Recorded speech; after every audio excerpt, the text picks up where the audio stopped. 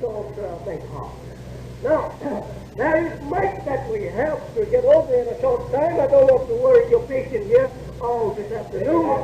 Of course, it's very warm, and I am one that is suffering the same heat you are suffering. But it is your life at stake. We have 20 million people in America today that if the truth is not told to them, everyone will die like flies. Suppose total war be declared tomorrow morning. Where is it a shelter for you? Where is it a refuge for you? I say, my friend, summing up the truth. If war would start tomorrow, holy war, and you and I are wise enough to see the preparation that is now being made, it is not made to fight a certain area or government of people. It is not said to go against a certain country. It is to fight the whole entire human family of the planet Earth. That's the kind of war that we are in today. It is a war that will affect every heart of every human being and child on our planet. The Holy One says that that day even will be such day of trouble, such grief upon the people, that even it will cause even children to join gray hairs. The Bible says there will be such a time of trouble. Never was the like before, nor will there be the like anymore after that time. You are ignorant in that time today.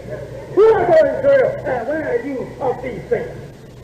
Who are you looking to aware you of the trouble that is now coming upon the world? Are you waiting to have your slave master to teach you this? Did he teach you anything about God and about the religion of your father for 300 years? He whipped you away from the Bible. He dared you to enter the church, right? You don't have to feel right about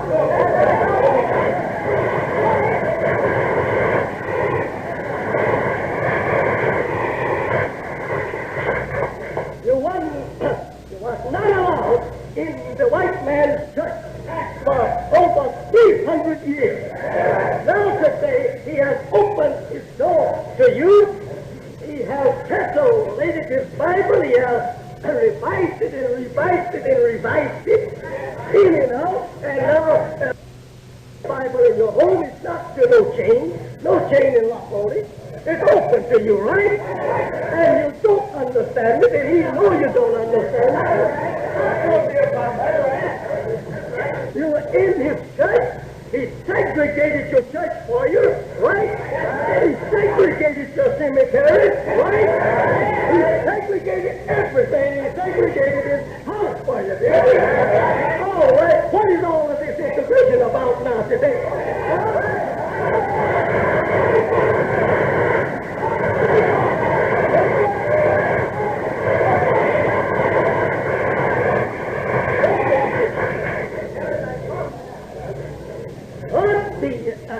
A fool. Wake up and get wise. If I kick you out of my house all the week and daring you to come in my house and won't allow you to drink out of my dipper, I won't allow you to read my book. All right, all of a sudden, here is the book. Here's the dipper. Here's the door. Come here. Come here. That's right. If I'm wise, I wouldn't get afraid. I said, now you have a trick up your sleeve.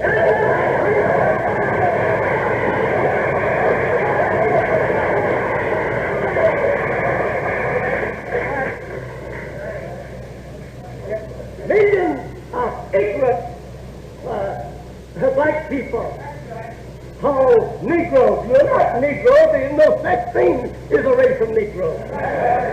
And anyone teach you that you should be called Negro, you are then a fool for saying that you're a Negro.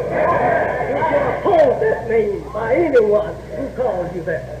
From this day on, tell the world that you are not a Negro. You're a member of the Asiatic nation and from the tribe of Shabbat.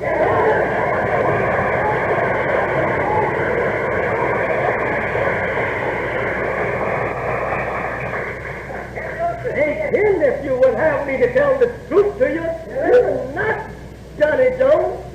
You're not Sammy Brown. You're not James Caldwell. That's just not your name. That's the name of your slave master. And as long as you are called by that name and you answer to it, you belong to them.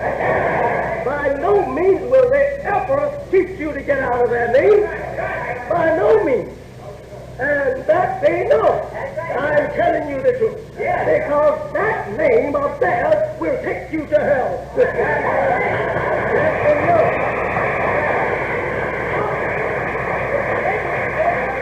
Johnny Jones, Sammy Brown is not the names of Almighty God. You have to have a name of God to see the hereafter. You say to yours, yes.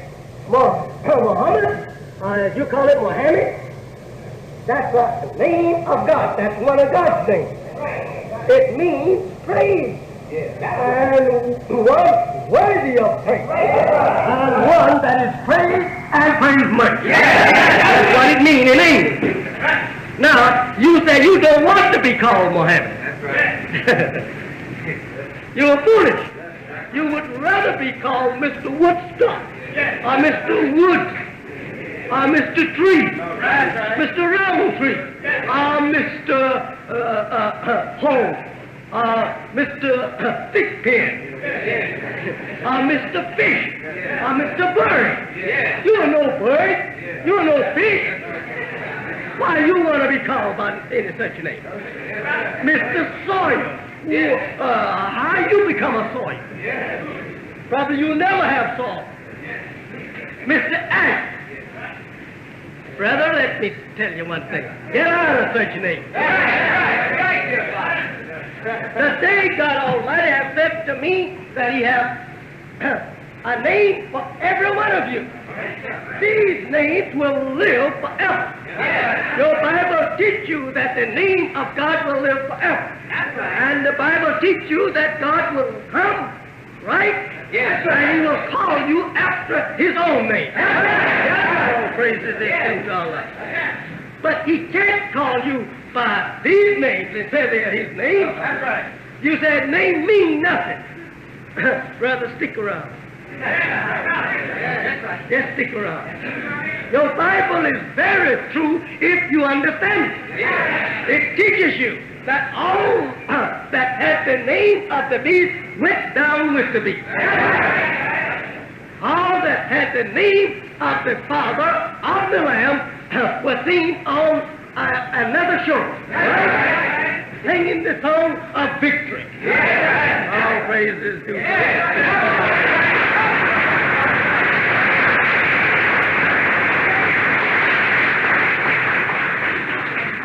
You must be awake. Someone must awaken you. It is not the fault of the white man that you are not waking up today. I'm not charging them with the fault of you not hearing the truth or believing the truth. Because the truth is now being sounded in your ear. They're not trying to prevent me from coming here to teach you the truth.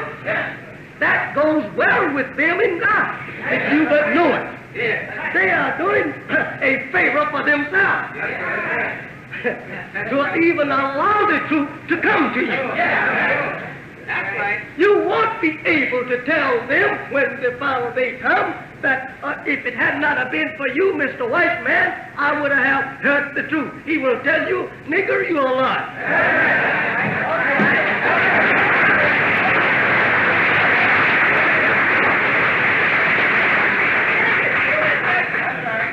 You say, I'm afraid to go out there and listen to that Mohammed. why should you be afraid? If I am here with the truth, why should you be afraid of the truth? Is it due to you just actually by nature don't like the truth? No, you are not like that. You're made like myself. You love the truth, but you are afraid of the white man. Here he don't like it. And if he don't like it, you will pretend like you don't like it and suffer the evil consequences of rejection. He's not prevented you from taking it. The white man is doing a great favor for you in a way of speaking. I don't fault them for your ignoring the truth. I fault you. You say, well, didn't they persecute you? Why, certainly they did. But they had it to do. They couldn't help it. And I told them they couldn't help it. And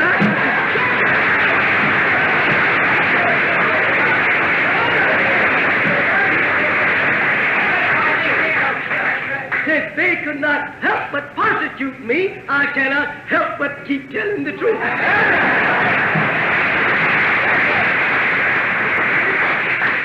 Tell it, dear Father. Tell it all. You are a great people. You are not what you have been taught that you are. You are a great people. You are members of a great nation. A nation have no birth record, and have no such thing as an end. There is no prophesying, no Bible, by no prophet or in the Holy Quran that there will come an end to the black nation. No prophesying. If you find it, bring it to me and prove it. I'm ready to get down and stop teaching Islam. There is no such thing as an end coming to the black man. He has been here ever since we had a unified, and we have history according to the word of God dates back to 72 trillion years.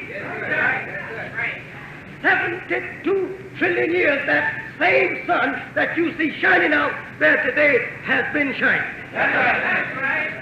And we have also a history of the star which took place in our flag of unified some 60 trillion years, pardon me, some 66 trillion years ago. And we also have a knowledge of the deportation of our planet and the moon, which took place 66 trillion years ago by one of our own scientists, which taken our explosion, as they are trying to find that same explosion today to destroy the planet. He taken our explosion, drilled a tube into our moon, which was called moon, and a lot of ancient people today refer to it as moon. It is moon. And he filled that tube full of our explosion, set it off, and it split our planet in two. That part that you see there tonight that we call moon, it was blasted away from the original orbit, pocket that we were in, some 12,000 miles, and it turned over, dropped all the water of that part on this part. That's why this part today, its surface is 3/4 covered underwater, because we have that water that once was on the moon. That's right. On that part. Yes, sir. I don't think that this is a good thing to be teaching to you, but I want to get to your history and my history. Now, a black scientist did that 66 trillion years ago. He was smart enough to try to destroy us by drilling a tube into our earth, as we call it today, surface, about 4,000 or better miles. He split the planet, and this part dropped 36,000 miles from the original pocket, starts rotating, or rather found the pocket, and it starts rotating, and we are the lucky people who are on this part that we didn't get destroyed with those who are what's on the moon. The moon is part of our earth. The astronomers today, they have learned that, and they believe it. And God Almighty has revealed the secret of this to me, and not only the secret of the moon and the earth, but to me, but have also given to me the secret knowledge of more planets other than the earth, even to Mars, the civilization on it, and they have the language of the people on Mars, and they can speak to these people, they can question them, they can make them react to our wishes, but they cannot make us react to their will. They are a people that is not exactly like us, but they walk on 2 feet like you and I. But they are taller than we are, and they are more skinnier than we are, and they live 1,200 of our earth years. The white race has been suspecting that there was life on Mars, not only on Mars, but there's life on Venus, there's life on many of the other planets. Some 7 planets of our solar system has life on it, and it is known. But it is not known to the white world because they are a very young people who were just brought about for the last 6,000 years, and their science, knowledge of astronomy just came about here less than 500 years ago. And the old original astronomy among our people, who today keeps his mouth shut in order that he may not enrich the present world with such knowledge, they have kept it as a secret. But today, as it is written, the secret of God and the universe must be made known, because this is the last day of this world. And my beloved brothers and sisters, you are the original people of the earth, and you have no right to be longing for social equality or integration into the white race, because you don't belong in their blood, and they don't belong in your blood. I want you to know that.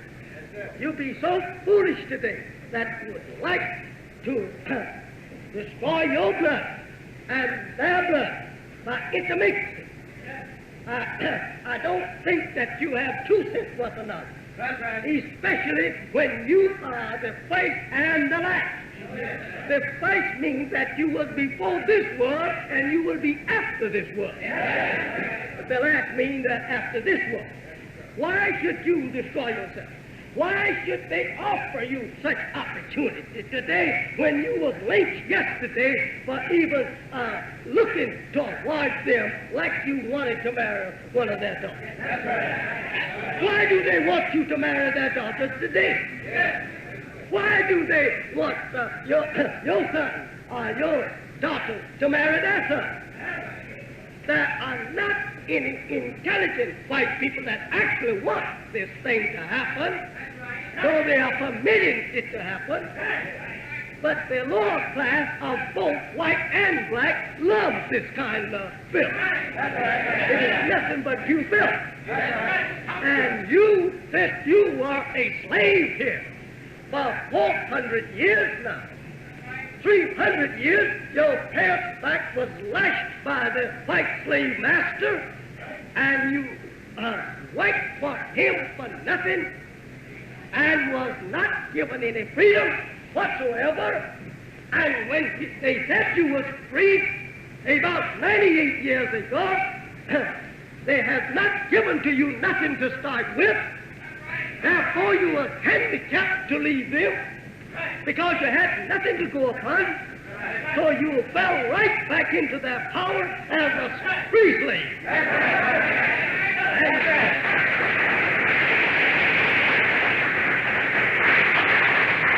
That you have become a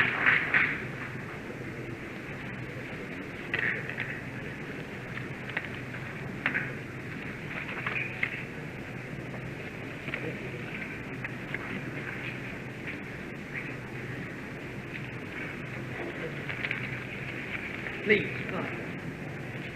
They're having a little trouble with their hearing on the outside, so they want to rig me up here.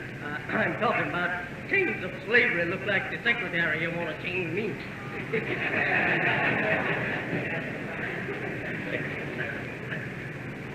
So, you who have suffered the land in your father, my father, for 300 years, has been subjected to the leech's roof and the limb.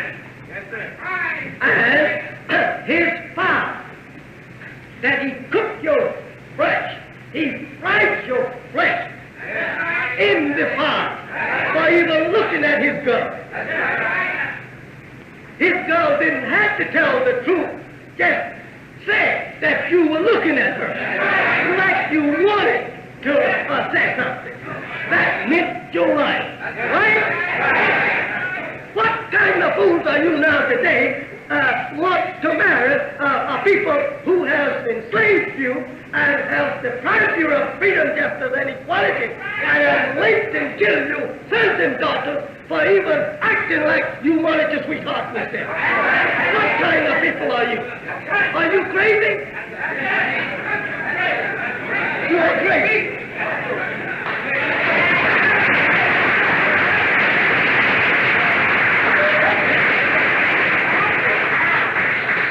Will integration make you an equal person with white people of America? No. That won't make you that equal. They're not going to give you the privilege of being the president of America. That's equality right there. If you have the equal chance of becoming the president of the country, that's different. But you are not going to get that. Are they going to divide that 50 states that they have equally with you? No. But why do you want to destroy yourself with them? Is it just only a good laugh from them and a pat on the shoulder? Is it only false promise that you want? When heaven doors now is swung wide open for you now to walk in your own heaven with your own people and with equal justice, equality with them, and you mean to tell me that you will take a false promise, while here is a true promise made to you by Allah, that He will give to you wealth and plenty wealth. He will give to you the treasures of the earth. He will give to you friendship of the people of the earth. He will prolong your life. What more do you want? You have already been deceived by your slave master. Now today, just because he said that you can vote for him, that means that you're in heaven? Does that mean that just because he said you can marry the girls and boys that he don't care that you marry, does that mean that you becoming his equal? Yes, he said not. Because he has always taken your women for 400 years. He has punished you like a leopard. There was no equality in those days, was there? What do you want to do today? Make a fool of yourself. Walking around, a black man wants a white woman wants a black man. But I don't think the white one is a fool. They're not foolish, they're wise. They see you have an opportunity to see the hereafter. They know they don't have one. Talk to them. That's right.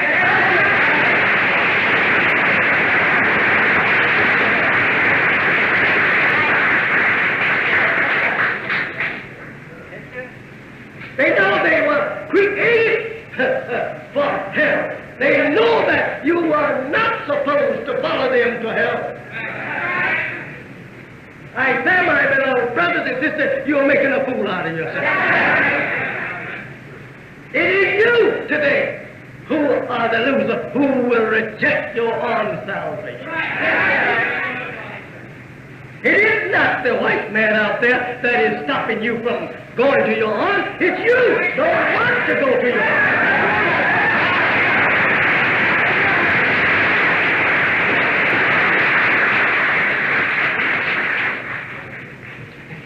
Take a peek at what the Ku Klux Klan are writing and saying about you.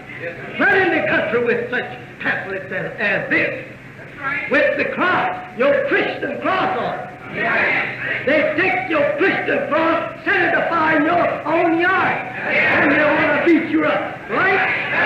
Where is the God and the Jesus that don't protect this cross? Where are they? He set your church afire, burnt you in your church board. Where is the help of Jesus in here? You have 38,303 churches in the country according to the government statistics. All right? What is these 38,000 churches here in America doing for your freedom, your justice? For 90 or more years, what have they did to stop the lynchers from lynching you? 38,000 churches mean 38,000 pastors. What have these pastors done in the way of freedom, justice, and equality for the black man? What have they done? They couldn't do anything about it because the pastors have been also lynched, beaten out of the church. Where was their help? If they were sent from God, he must have hid himself behind the tree somewhere.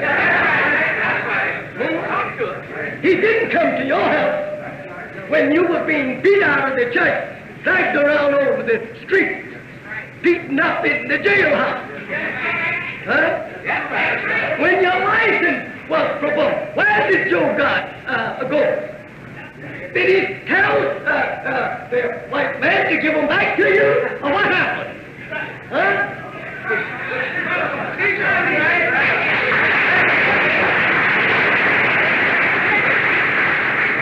I said, my friend, I'm just here with the truth and don't care nothing about it hurting. The knife hurt you on the operation table, but it's trying to get rid of that which is hurting you. So if this truth is hurting you while I'm operating on you, you will feel good afterwards.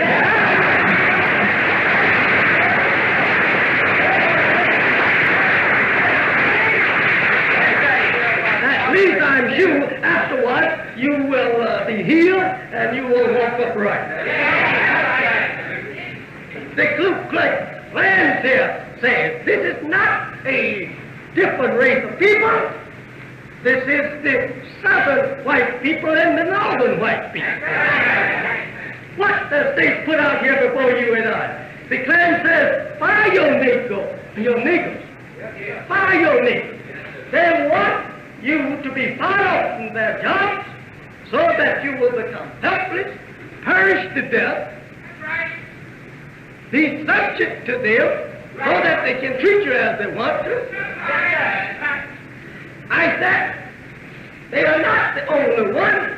There's some Klansmen around here in Catholic churches, in Baptist churches, in Methodist churches, in sanctified churches.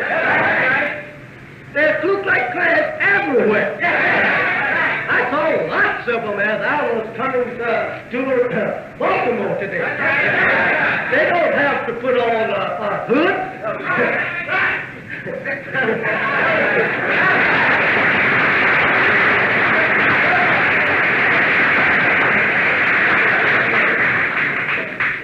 He says, yeah, fellow white men, I want you to listen to that, because you are the type of people who are so foolish, you just love everybody but yourself.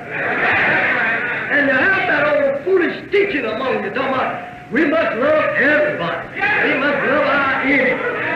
You're a bigger fool than God himself. God himself don't love his enemies.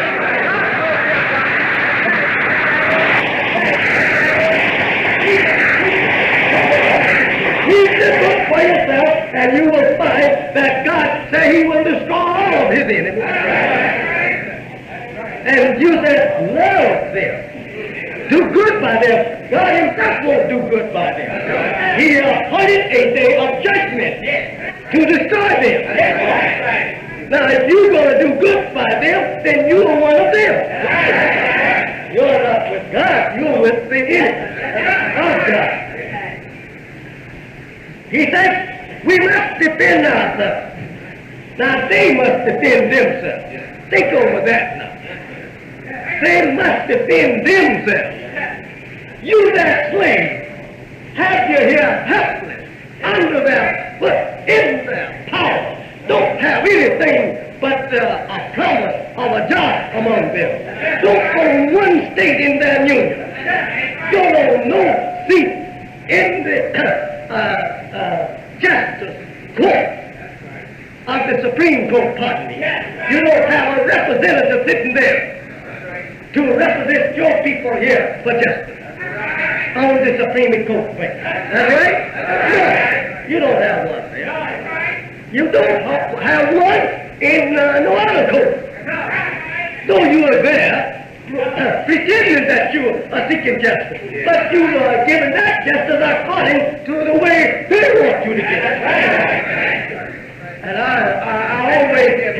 always hate to go before a black judge, because I know he's going to throw the book at me in order to get promoted by the white judge.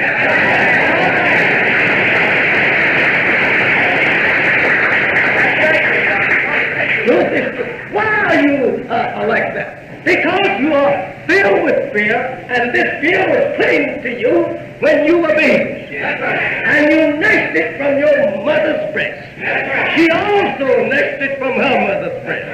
It's been of old, centuries. For centuries it has come down to you. Put fear in the Negro.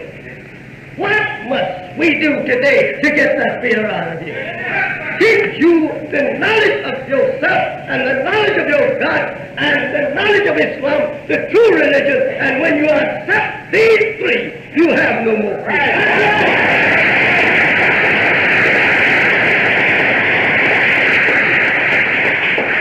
The Alabama clansman who nailed the sign on the tree. There's a sign on the tree here in Alabama. It reads, white people, buy your nigger work. Now in Alabama, where you slaved for him those 300 years in servitude slave. Right? Now he said, buy that nigger, get him out of here. He don't need you no more, right? He have invented machines, tractors to plow his earth for him. He don't need you to plow no mules anymore. He has his own machinery to harvest his crops. He don't need you to harvest his crops. What he needs with you? So go buy the old nigger, put him out. He's beginning to think now he wants to be one of us. Get rid of this nigger around here asking to be white folks. You here in Baltimore and in Washington and in New York and in Philadelphia, Chicago, Los Angeles, all throughout the northern country and west and eastern part of the country, in Boston, running around grabbing the arm of white people. Oh yes, it's all right for us to mix here. I could take you and drop you in the Atlantic Ocean.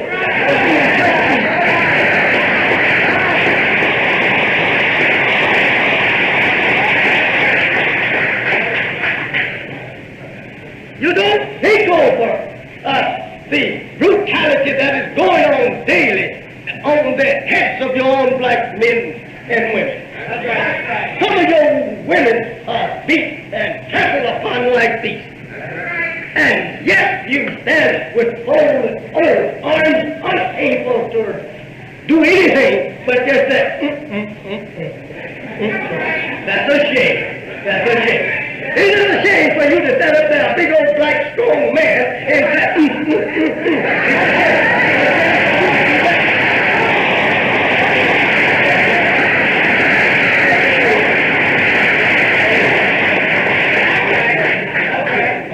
They looked like hell, you would not take it.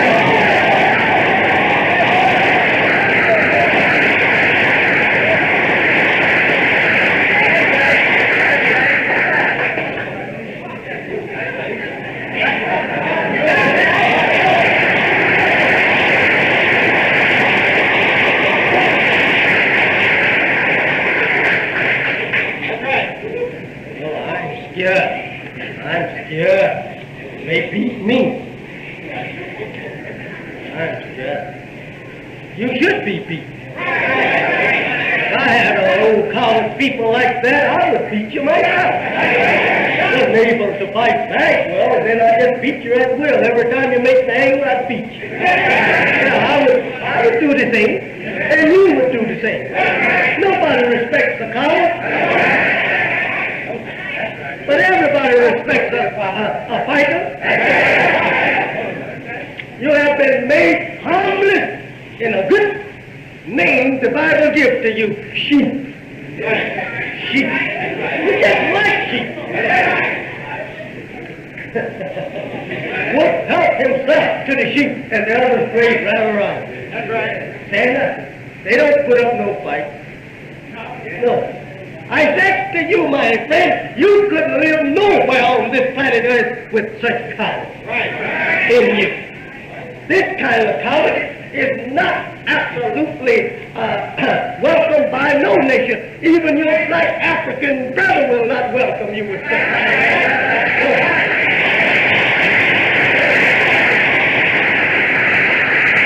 I know many of you been to Africa, as I was there the first 30 years myself. Many of you. But they don't want no cowards. They want people that have some backbone. Not a boneless person who will fold up at anything. They want the backbone in you. And here you say, let us go to Africa, let's go to Africa. Who wants you?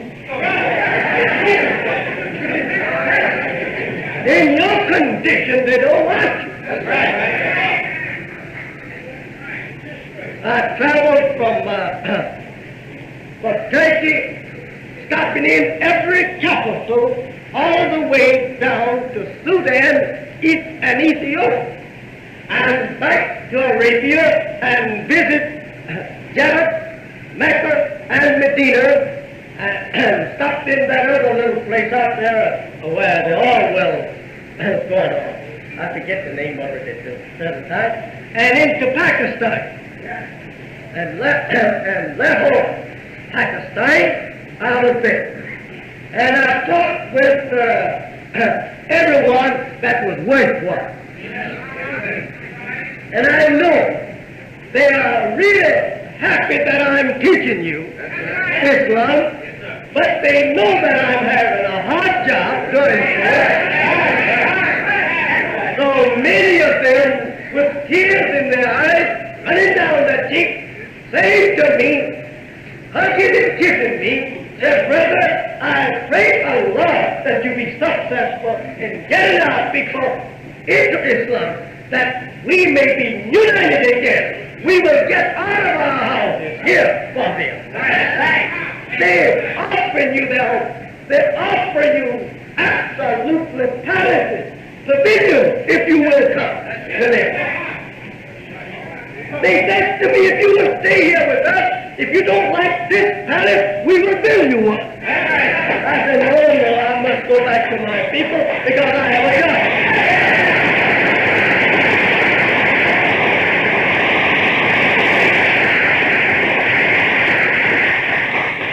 They are real happy that you are now, some few of you are accepting Islam. Why? Because they know that Islam is the last religion of the people of earth. Yeah. And that if you don't accept it today, you are the loser. They can't help you. They can't take you back in the home believing in Christianity. They are driving Christianity off their land, off their farm, chasing it away, and throwing the Bible back to the missionary, telling him to get out with his book and don't come back. They're doing that. And know Jesus No God is chasing them for doing such. My friend, you could take and do away with all of the Christianity on the face of the earth, the kind that you have. And the God will smile to you and bless you.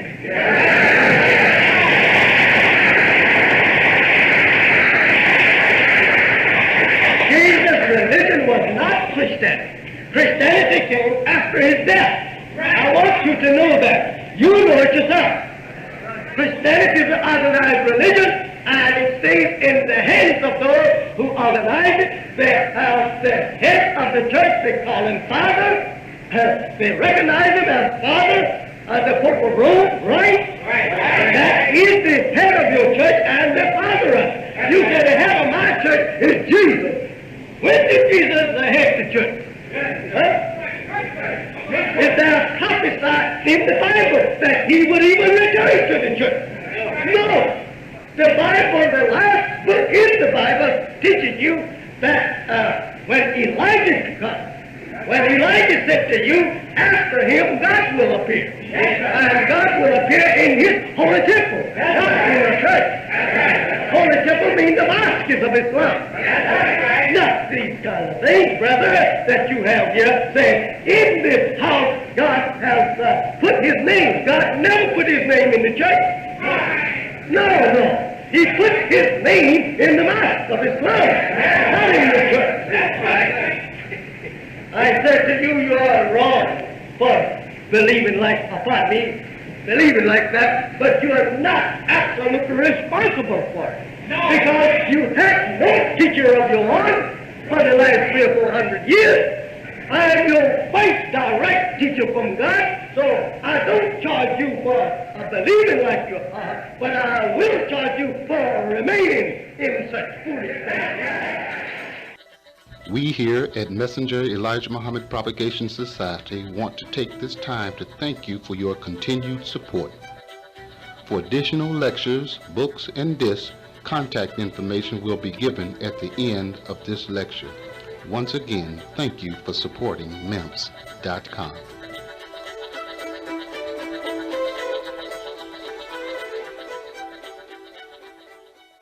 And I, here in Christian America, is light and heart that the master has turned a loose to go and crack some grass somewhere out there into the woods or in the pasture, because he's tired of feeding that heart good corn, good oats from his barn.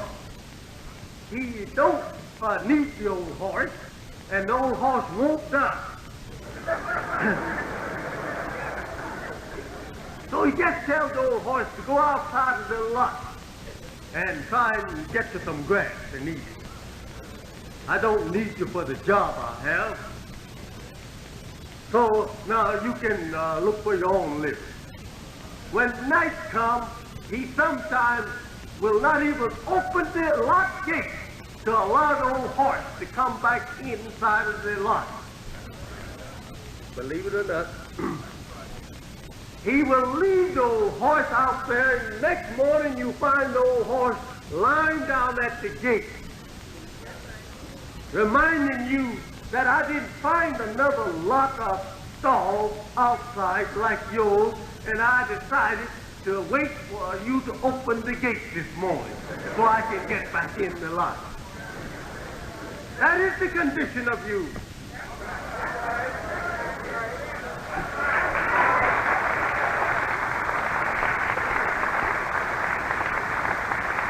The government of America has declared you and I to be free people. That right? Frankly, you feel pretty proud talking it all right enough, but actually... Now, if the government of America has declared you and I to be free, and that we can go for our own selves, why didn't we go for ourselves? 100 years ago, why didn't we go for our own selves? Why? Because we didn't know ourselves. And Since we had not the knowledge of self, we could not be ourselves. Therefore, we are still lying around the gate, begging rich America to be merciful to us, to give us a job so that we can make a living and a wage scale. We get pretty proud. Give us the same wages now you give yourself. Is that right?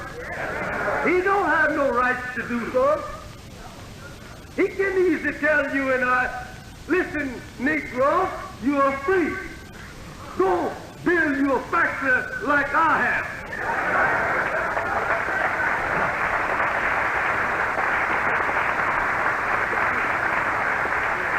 Employ your own people. Now, for 100 years, you have been begging me for a job. I give you a job for 300 years, and I clothe you and fed you. Now here you telling me to still give you a job, and then give you equal salary. All right. Since you don't know it, and won't learn, and will not go from me, take whatever I give you.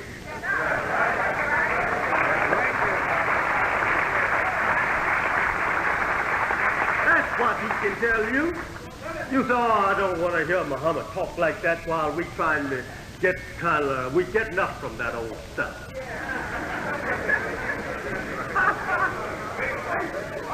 Many times we get up from a stuff and get to the worst stuff. I know you feel proud. Have a little patience, brother and sister. We go have dinner after a while. We all may get hungry after a while ourselves, like you. But forget about the physical food. Try and get some spiritual food for yourself.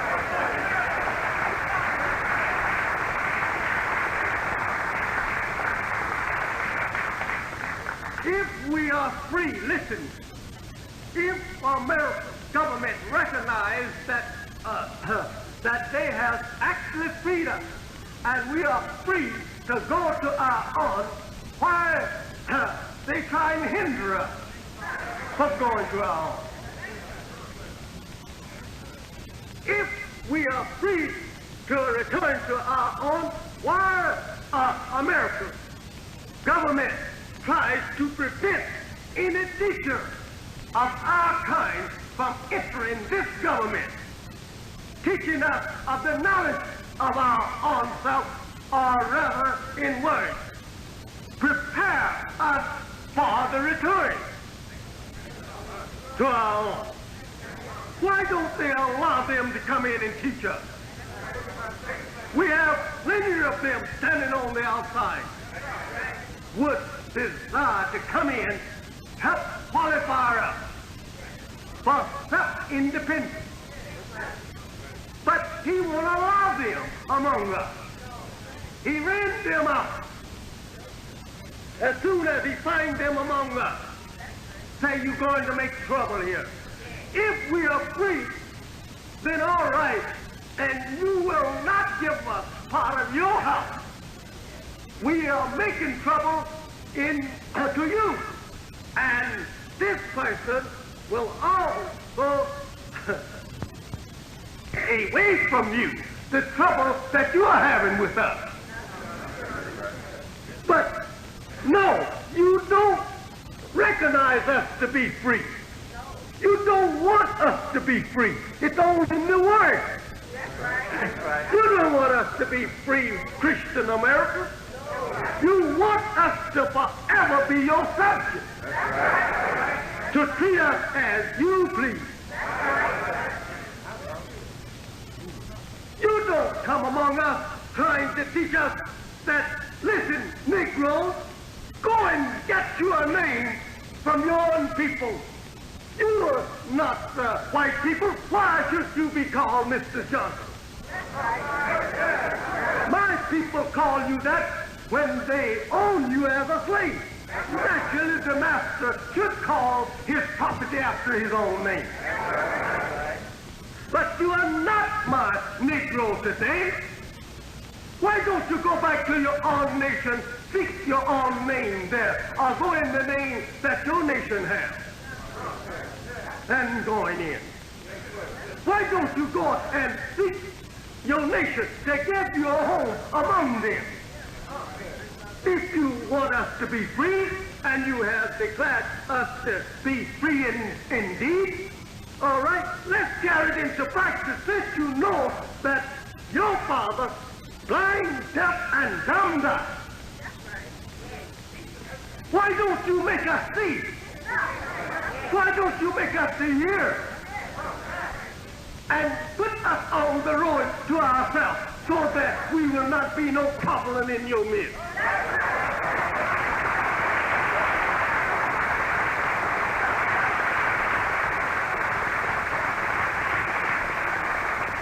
You won't do that. Then you just want us for a tool in your midst, and you're not going to give us justice. You can't do so. Why can't we do so, Elijah? Because it is not in your nature.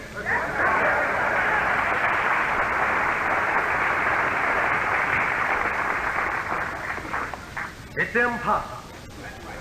The material is not in you. Therefore, we can't seek justice and get it from you. It takes a righteous person to give justice. No evil person will give justice unless there's a price to it. But a righteous person, that is his absolutely practice. That's the nature of him, is to do justice. In these days, in these years, in the past, my friends, we have studied and we have practiced, we have learned from experience that Christian America preaches that which they don't do. They teaches love, but to whom do they love? They certainly don't love you and I. Do you think if they love us, would the government have to send an army to enforce their law that they give for you and I? The government today has to have an army to try to enforce the law of integration. Then it's not getting results. That's right. Now they want to take all of that back. And in fact, about it, when the next president is elected, you might not have any of it there to look at all.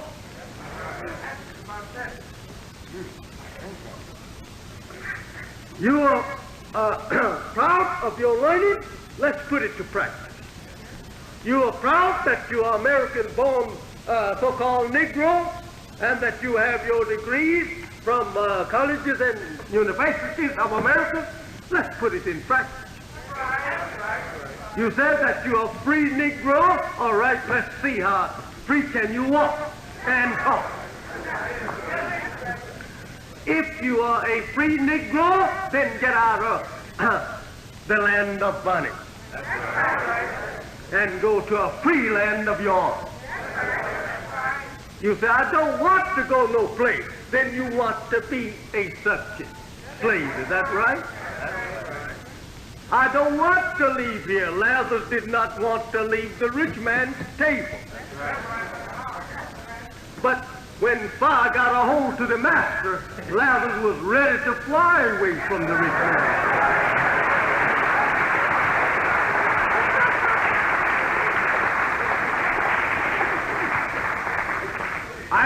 I think America is doing a lot of good for you and I, and then I say it's doing a lot of harm.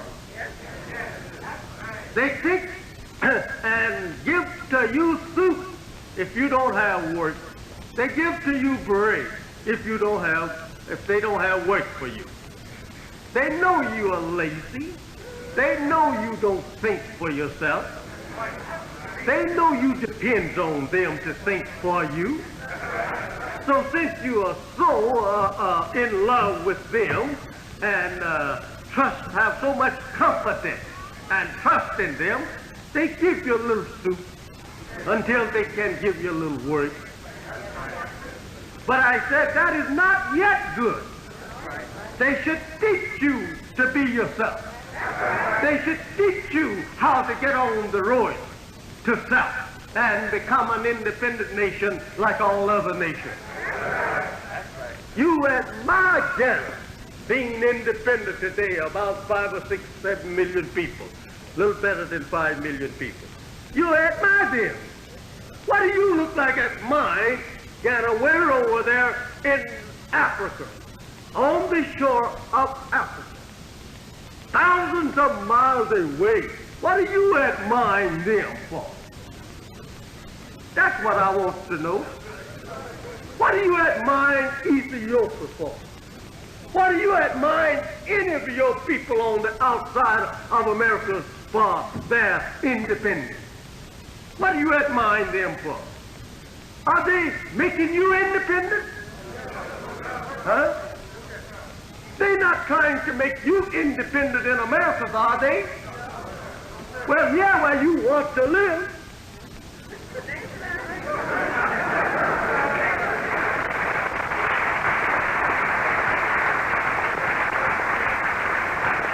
Are you trying to be independent in America? No. Why? You free?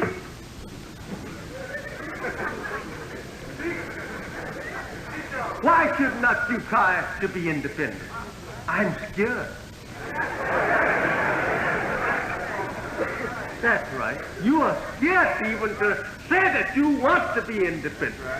And in some parts of Christian America, some white Christian will kill you if you even say that in their presence.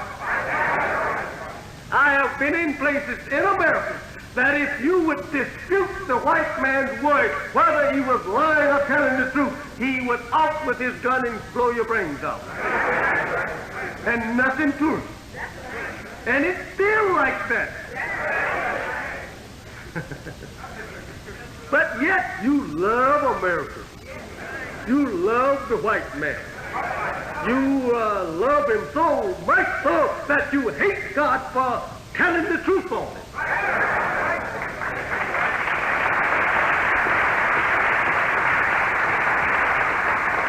You love him so well that you don't want God to say today that that's my enemy, the devil who was made 6,000 years ago to deceive my people. You don't want him to say that. You want him to say, he's my angel. Is that right? You don't want any credit with God unless he gives your slave master credit.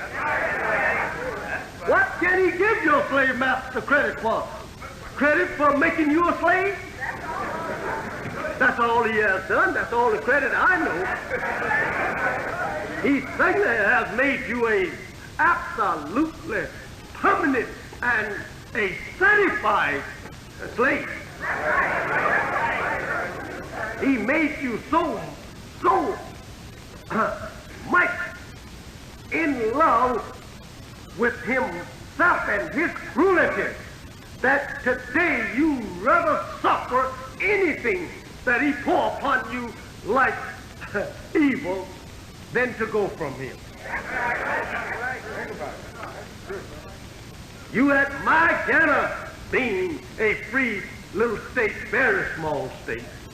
You can't go over there and live in Ghana. Some of us here think that we can get up, go over there and get us a home. Where are those people going to live if you're going to go over there and crowd them out with your millions? They won't have no place to live. Why don't you start right here? I am free. I'm starting here.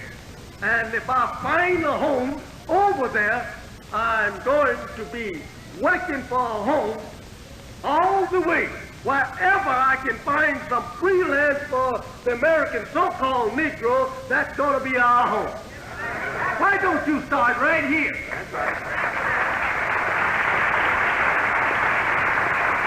I'm satisfied that you have been reading that I want some earth for you.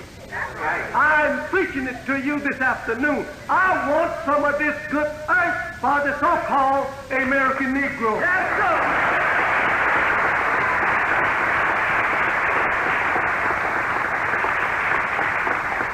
If Moses had love enough for the Hebrews 4,000 years ago to go and preach to them that God had chose them to be his people and to deliver them and give to them a country wherein that they could be self-independent.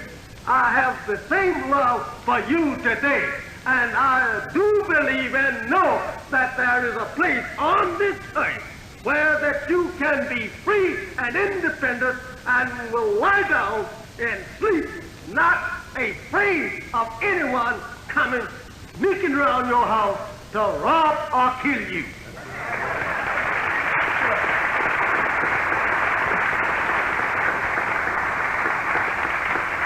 Looks pretty little and insignificant, but follow me, and I will get for you a home on this earth that you can call yours. Yes, sir.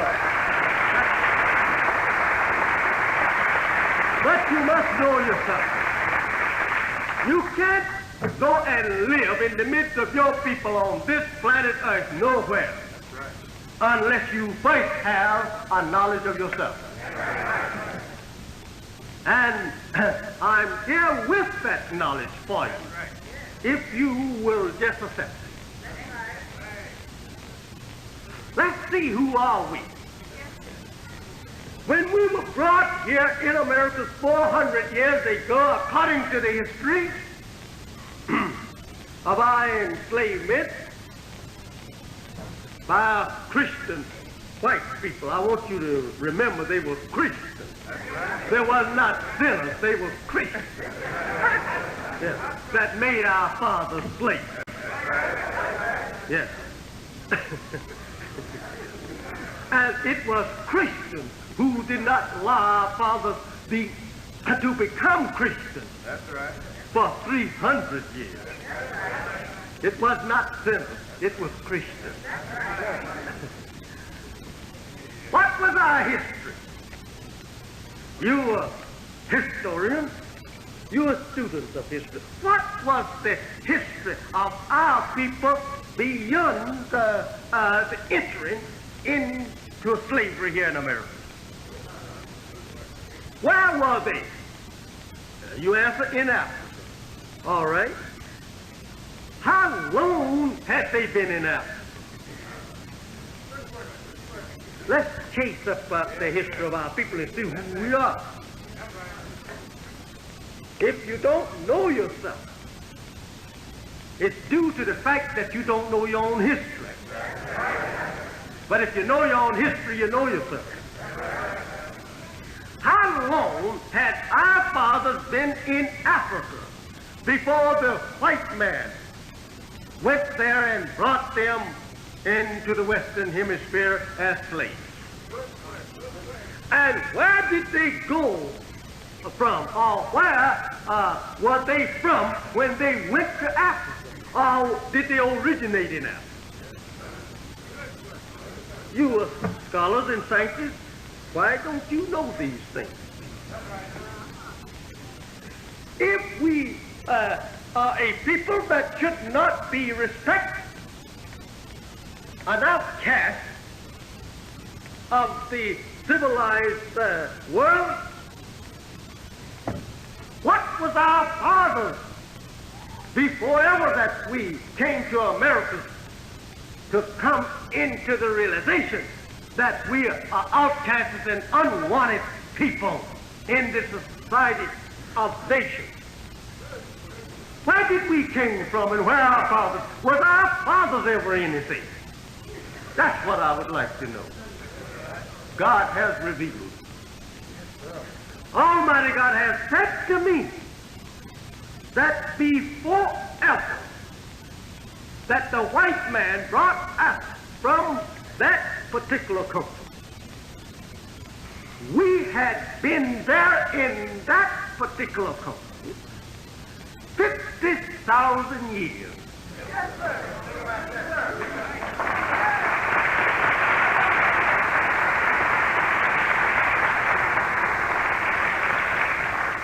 He again said to me before going there, we were in what we call Arabia today, which that whole entire peninsula, as they call it, the peninsula, pardon me. Before ever that white man came there, that country they call Arabia, or a peninsula. This particular country that you now call Arabia and have it divided up into many other states were all called Arabia, meaning the first, all called Asia. And the continent of Africa was called, that particular continent was called at that time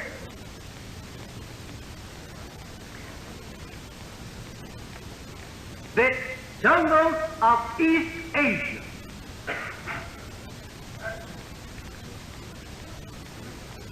And our people that is there today,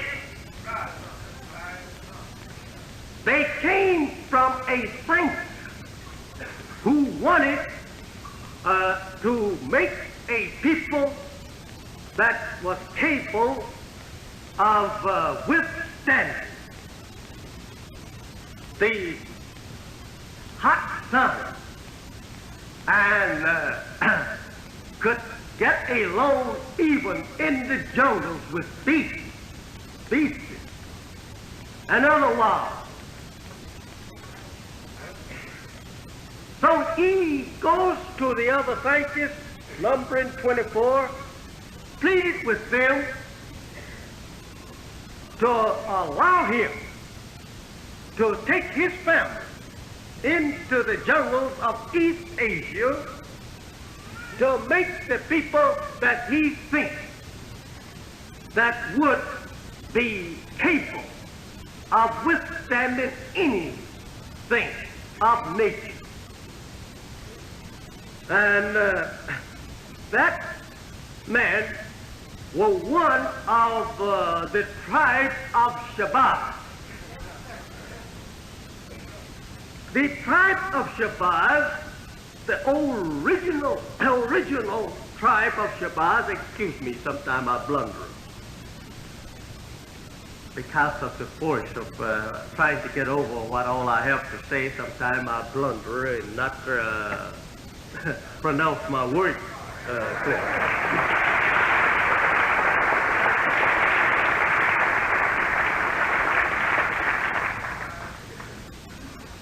This man, we are tracing our own father history now, the history of our fathers. This man, belonging to the tribe of Shabazz, being our father, the father of us, from 50,000 years ago up to today. For 50,000 years he has acted, or rather he's in the place as a father of us. Before this tribe of Shabazz produced that man, that saint, they were a tribe of Shabazz called the number one tribe before our deportation from Moon.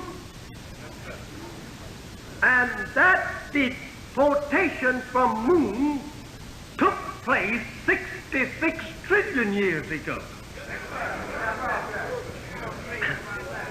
And it was one of the tribes, and the only scientific tribe that escaped that great disaster of exploiting our planet in those days, that came with this part.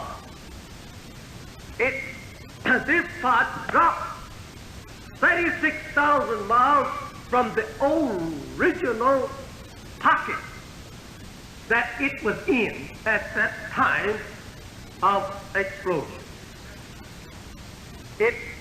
That explosion, our blast, caused this part to drop. Listen good, because there's science in it, and some of the students that studying it, I do want you to pay good attention. It dropped 36,000 miles from that original pocket that she rotated in. Get it good. And that part that you see up there tonight, called moon, in this blast, and from the force of this blast, taking it 12,000 miles away from that original pocket. And this dropping 36,000 miles from the original pocket found another pocket to start rotating again, or rather it didn't never stop. It was too short a distance for the planet to completely slow up its speed of rotation. If it had in it such thing as a slow up, it would have affected the people. But it didn't slow up. The blast that was made and the drop that the planet made due to the blast kept the planet still rotating at its same rate of speed. At least the sun, who causes and compels the earth to rotate on an axis, did not lose any power of attraction on either part. She kept both parts moving around in that orbit as this other part follows us. And it also is now attached to the same part that it came from for power to continue to rotate. So she rotates in our orbit right on in the same, or rather running around the same planet that she came from.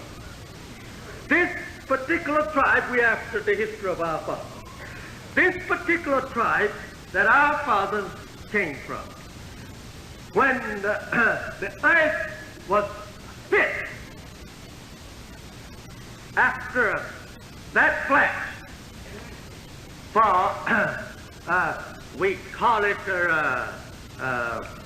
explorer. It was our scientists, the first of our fathers was the first scientist, I should say, that started exploring the earth after that blast, the deportation of moon from the earth, or the moon rather deportated from the moon. They found on our planet Earth the best spot to make a home on. They covered the entire earth. It was our fathers. We are from that same tribe. And they are the ones who set up history for us. They wrote it. They told about it. We have it today in the holy city, Mecca, put away in a safe-keeping vault where no man is able to get to and catch or look on the history except people. There's only 12 people on our planet today that have the privilege to look into that history, and they keep the knowledge within themselves. Among the 12, the only one that has broke the secret, or rather has made known the secret of that book, it is that 12th one today, who is now acknowledged by the 11 to be God in person.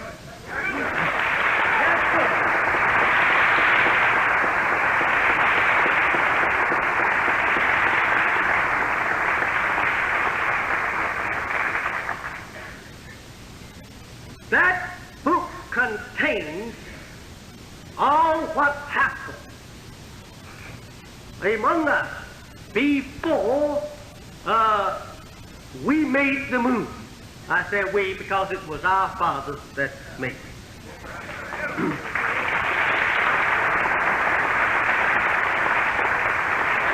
I have ways to prove the truth of this. If you are scholars and scientists, I will say to you astronomers, you have a way of proving whether this is the truth or not. Before we made this moon that you see tonight, we had Venus upon me. We had Mars serving as our moon for this earth. And our earth at that time was approximately 10,000 miles in diameter. And it was about 36,000 miles in circumference. While today it's only about, well, it's 24,800, 900 it is. 24,926 miles, that's right? No, 896. 24,896 miles around with the equator. That's the exact. We say approximately 25,000 miles. Right straight through the earth at the equator, it's 7,926 miles. While before the deportation of moon, she was approximately 10,000 miles through. And she was about 36,000 miles around with the equator. She has always been egg-shaped. When the moon was with the earth still was egg-shaped. Never has been a total round sphere. She's egg-shaped. So it was our fathers that came with our planet. It's our fathers today who has produced it for us, what we have. And the God that we have today is from that same Father. Oh, I don't want that. I want to bring you into the knowledge of yourself. There is no such thing as there is a God other than us. That's a grave mistake for you to try to produce a God other than man. We, the black man, have been God ever since that we had a life germ in the universe, and the first life germ in the universe was us.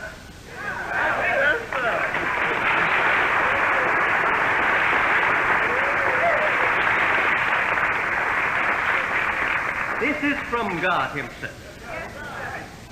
The first life germ was capable with its own intelligence of self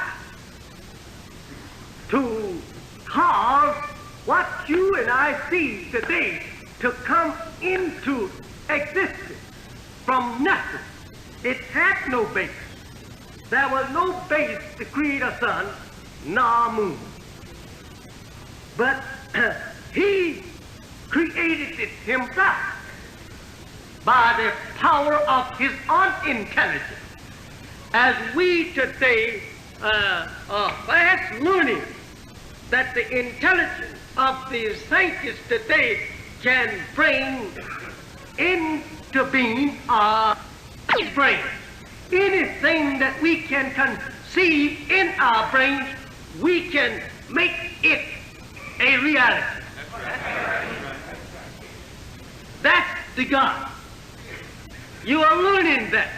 The white race today are bearing me witness that man is God. The white man today once was as dumb could be. Let's pick up on his history in a few minutes.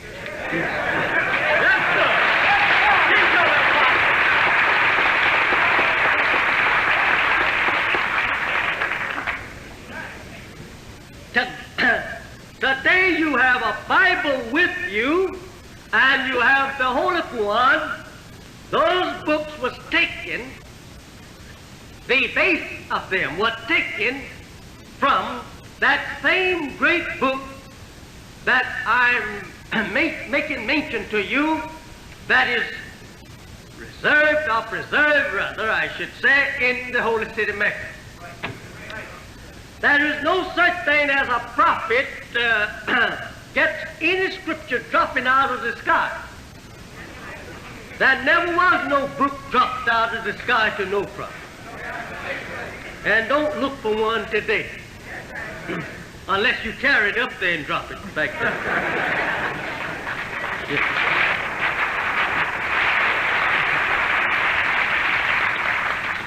The scripture that we call Bible, Holy Quran, was already preserved. It already had been written thousands of years before ever that it was given to a prophet. 15,000 years ago, 24 saints gotten together, so God has revealed to me 23 of them were ordered by the 24th one to write the present Bible and Holy Quran that you and I now have. That is not all of that book. It's a great book. It's just little portions from that book that is given to a certain prophet for his people and for that time. They are limited. The time is limited to them. All the scripture that you have is limited scripture. There is no permanent scripture that you have. It's all limited.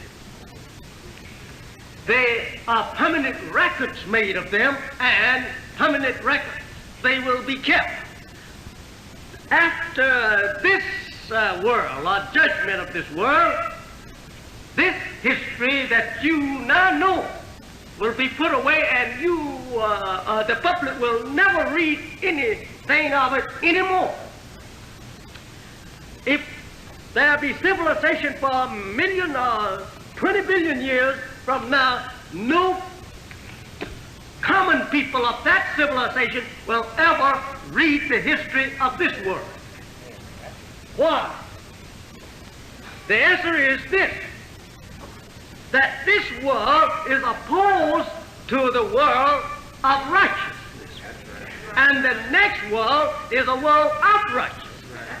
Therefore, the next world will forbid any teachings or readings of anything other than right.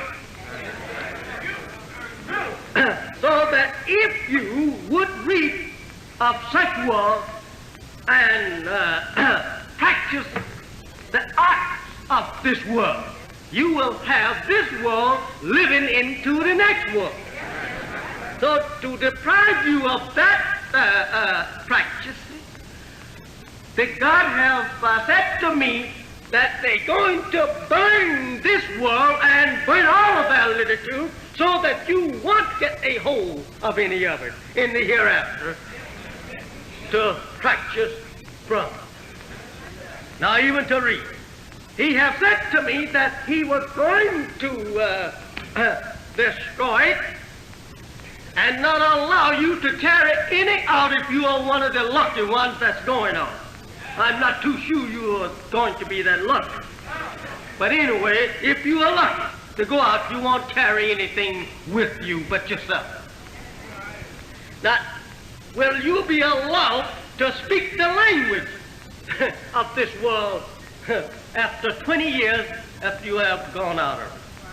20 years from that day, you won't be able to speak one word of English.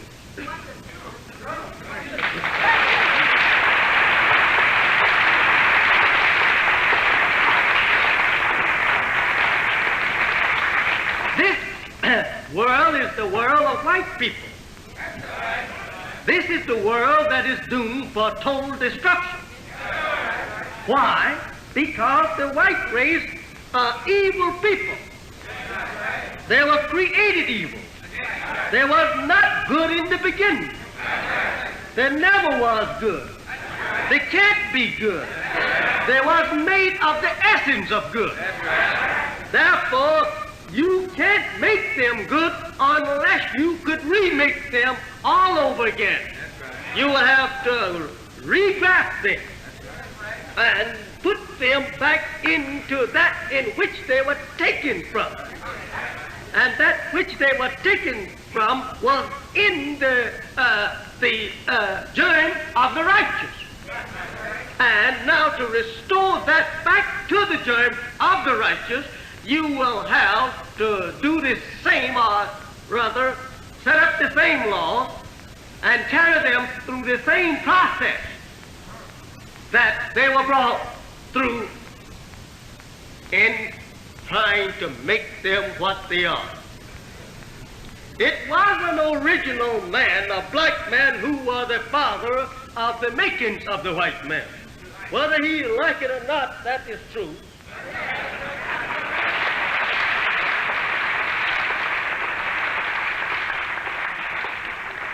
His name was Yakub, white himself. But he knew how to make a white race. And he made the white race by grafting them out of the germ of the black man who have that particular germ in him. It is the black man today who have a brown germ in his germ that is capable of producing, or rather being taken into its last stage, and the last stage would be white. By setting up a birth control law, you can drive the brown germ into its last stage, and that last stage will be pale white. Right. Then it's no more brown, it is no more black. It is not one of them, now you're a member of that. It's something to itself then. Altogether, like a mule is brought from a ducky and out of a horse. The mule is no more a horse.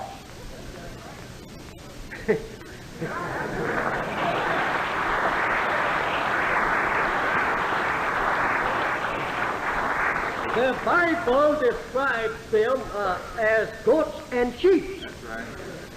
The picture of the righteous. It don't mean none other than the black and the white. The black man is under the type of a sheep, and the white man under the type of a goat. That's all it means. And these two people must be separated from each other. There's no white people that won't agree with me on that. I don't care what the white man's government, what his scientists agree on. You integrating with them, you becoming one of them. It just can't be done successfully because it will make God and his prophets liars. God and his prophets have said that there will be a separation at the end of this world's time. Only meaning at the end of the white man's time. That you and I must be separated from them. And you have it in the Bible where it says, in that day every man shall go to his own. there's a law that they teach called the seventh-day Sabbath law, that none should work on that day. Not even the maid servant, nor the manservant, nor the ox, nor the ass shall do any work on that day. You shall let all rest, and you shall rest. It only means this, that the 7,000 years will bring an end to the white man's time and into him making slaves out of the black man. And he cannot no more claim them to be his slaves, nor can he claim that day, that 1,000 years, to be his year of rule. That's all it means. Therefore, they work 6 days, and on the 7th day, they rest and call it the Sabbath day. It means that when we have lived 6,000 years on this planet Earth, we will be taken away, and in the 7,000 years will come the rightful owner of the planet. The Lord of that day will come. And he whose right it is will rule. Then he whose right it is to rule is the honor of the earth.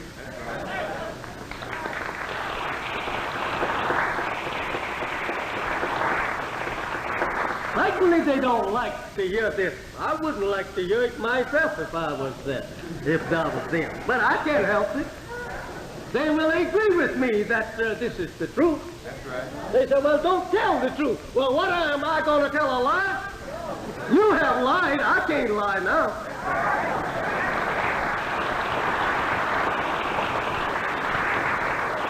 Well, keep it to yourself. I can't keep it to myself. My heart will burst with all of this in it. I can't keep it to myself. I must tell it. Yes, sir. Even if God had forbidden me to tell it, I can't help it. By nature, I will be whispering.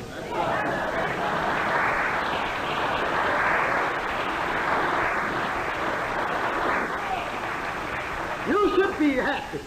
You should be happy. Woman, you should be proud of yourself. You look at yourself today because of the marks of slavery have taken away your beauty as you think it has, and it has in a way of speaking. But I say you still have life in you, and you still are a member of your nation. You should be happy that you are a black woman today.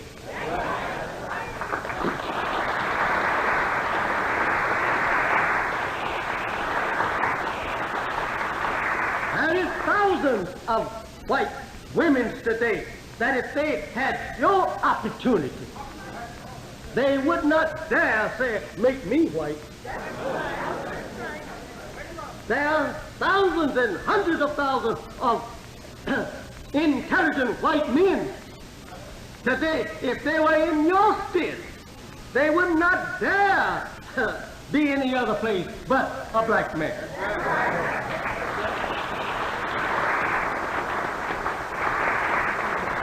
The intelligent white man knows, as I know, that you have a unlimited future. But theirs is now gone. Their sun is going down.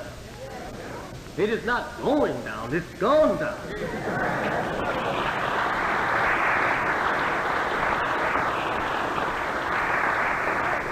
My beloved brothers and sisters, please be a hearer today. Listen at what God has revealed to you and I. Don't be proud and boastful. What do you have to be proud and boastful in? Other than yourself? You don't have nothing of yourself. All what you have is your slave master. Well, now what are you proud and boastful? You can't be proud and boastful in that. Get something of your own and be proud of that and boast in what is of your own. We are a people that their history, there is no record of our beginning. Our fathers have no beginning. There is nothing that no white scientist or black scientist today can point out to you and I that this is your beginning. We don't have a birth record. It is so old that the marks and all traces is removed by age and time. Therefore, we can't find no beginning because time has erased it. And therefore, we said we didn't have a beginning because the sun don't show it, and we can't find it in the stars, and we can't find it in the moon, nor in the earth that we are. So what are we going to say? We said nothing but we had no beginning and we don't see an end.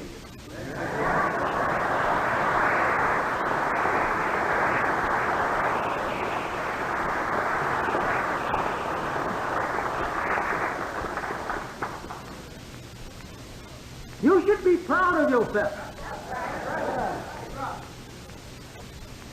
Be yourself and be wise. You are the best. You don't think you are the best because of the way you have been treated by this world. You don't think you're the best because that they have made you inferior. But wake you up. Pull your eyes wide open again, and you will straighten up your hung down head and lift up your drooped shoulders, and you'll walk the street proud, step high, look high, and be high, if you only have the knowledge of yourself.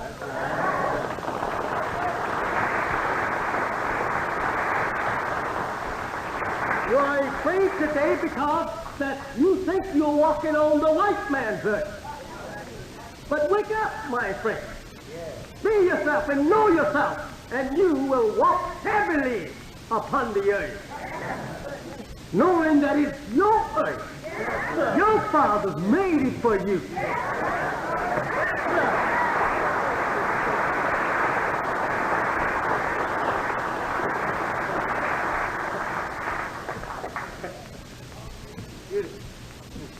They have it in the book. It says the earth belongs to the Lord. These are the Lords that it belongs to, the black man.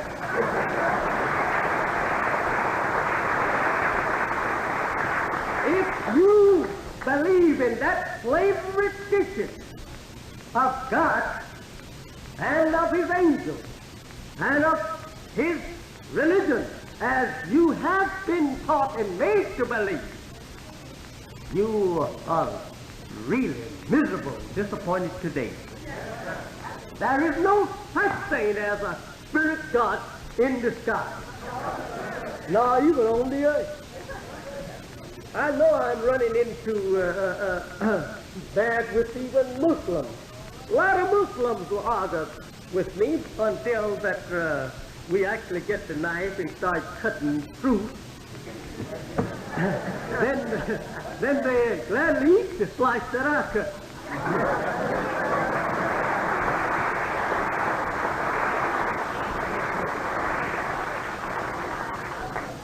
There is no such thing as a God out there that is formless, have no form, and is not a human being that is looking after our affairs or having interest in our affairs.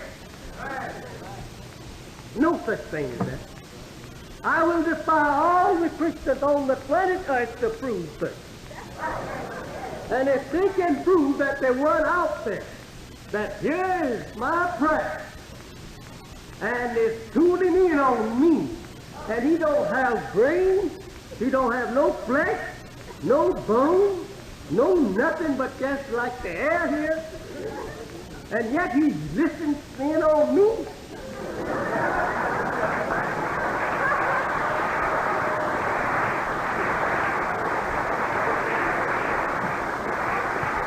I will defy you and all the world to prove something like that. There's nothing like that. I will say, get out, you tramp, if you think that you are trying to do something like that to me. I will call that kind of God a prince. He just don't exist. I dare him to even try shooting on me.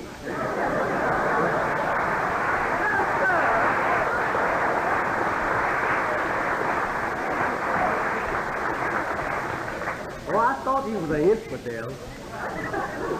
No, I'm not an infidel. I have a God with me. I believe in God.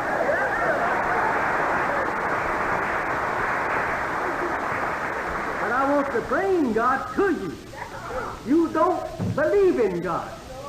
What you believe in don't even exist. There's no God up there listening to you. There's no such thing that Spirit produced it, Jesus, 2,000 years ago, and he was the father of it. No, any more than one produced it you like that. That's all nothing in the world but fact that you should look. There's no such thing, brother.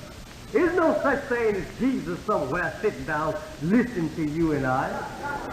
There's no such thing as that. Jesus is as dead as Adam, Noah, Abraham, and Moses, and Muhammad. 1,400 years. He's just as dead as any of them. I defy any of you to come up here and contact him.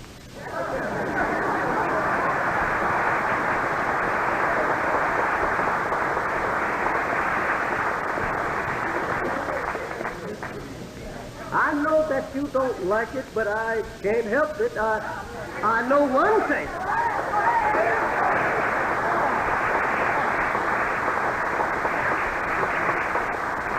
You are not responsible for it. Remember, just a while ago, I was teaching you that you just was taught Christianity less than 100 years ago.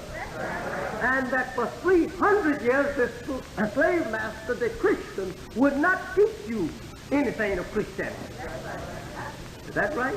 Well, now, you're not responsible for what they have taught you. Are you? You're not responsible for the translation of the Bible. You didn't do that. You had nothing to do with that. So if it's not right, then I'm not talking to you. I'm talking to those who are responsible for teaching you like you are. And what they have taught you. There's no such thing. God is a live human being, as your book teaches you. He's a living God.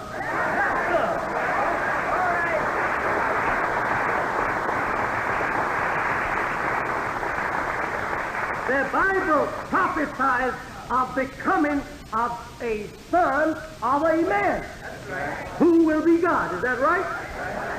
Behold, the Son of Man coming. He didn't say the Son of a Spirit. It don't read like that. It said, behold, the Son of Man coming. And every eye shall see him.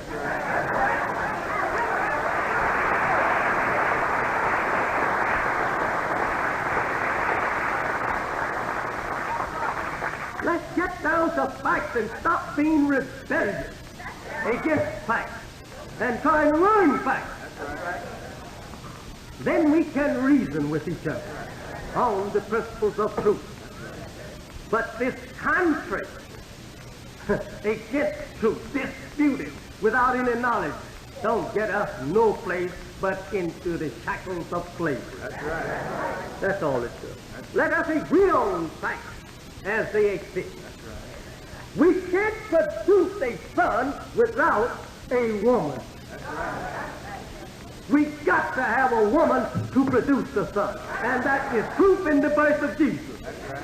If God was a spirit or other than man, why did he use the woman then to produce the son? And if he was other than man, when that son paid the debt or fulfilled his mission that his father sent him to fulfill, why did the father receive him as a man? Why didn't he leave that body here? Why do the book say he saw the whole thing going up? We didn't see the whole thing coming down.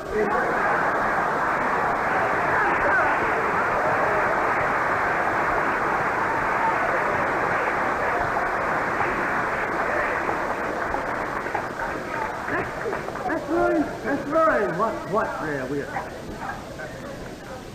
If God is not a man, why are he interested in your and my affairs?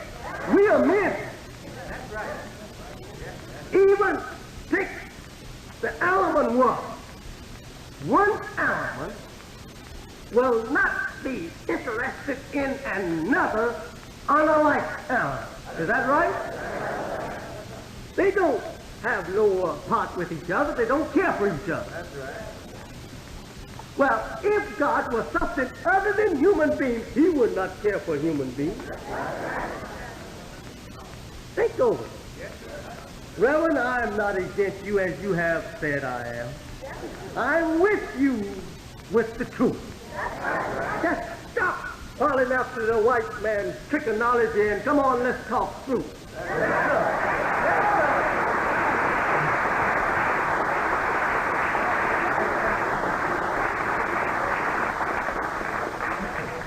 They said, our Bible. I know our Bible. When did it become any more your Bible than my Bible if it's a revealed book? If God revealed the book, then it's all our Bible. And they refer to the Muslim Holy Quran as your Bible, your Holy Quran. But my Bible said it. When did you produce the Bible?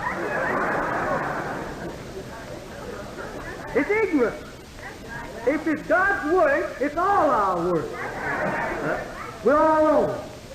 But if it's the deceiver word, the arch-deceiver, who is the devil himself, if he has poisoned that word, then it's not all God's word, it's some God's word. Look, the other day I saw in the paper where the white man was calling me Mr. Pooh. I wonder why in the world he wanted to call me Mr. Pooh for. He said he just taken the name Muhammad, but his right name is Pooh. If right name is Pooh, is my name, then I should be a white man.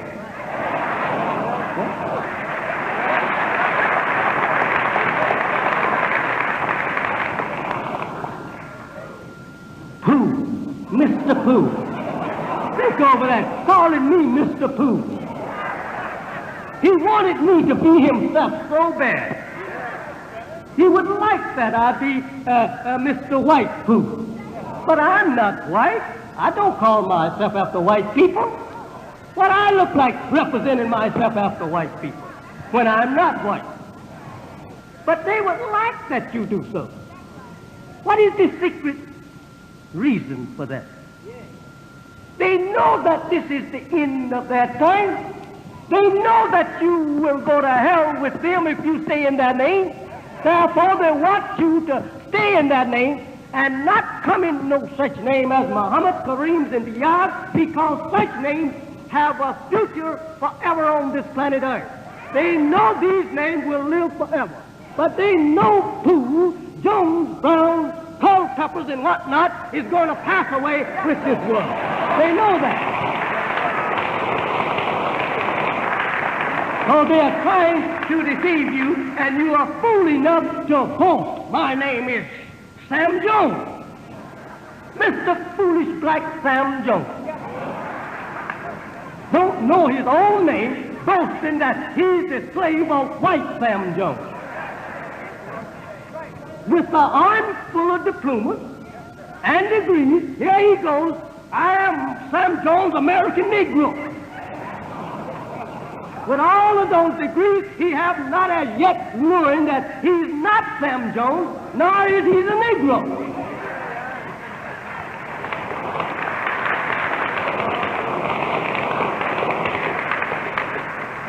The name don't mean anything.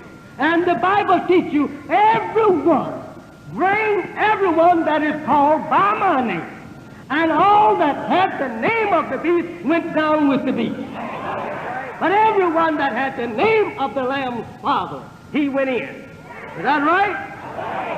Bring everyone, Isaiah said, that is called by my name, and I will give them a name after my name. I will give them a name that shall live I will give them a name that will not pass away. As I live, says the Lord, so shall my name live. That right? All praises to the Lord. I say, my friend, wake up. You are in love with a nation whose time is up, whose day has expired, and their sun has set. I say, my friend, I call you to your own nation. I'm not asking you to hate them. Love them if you want to. But I say, all that love them, all that want to go along with them, shall go to hell far with them. Yes. God has said to me that he was going to burn every one of them. I'm not saying this out of their hearing. I'm saying this in their hearing. I know they'll listen to me. God has said he would burn every one of them and burn up all that they has created, and he will build a new civilization altogether.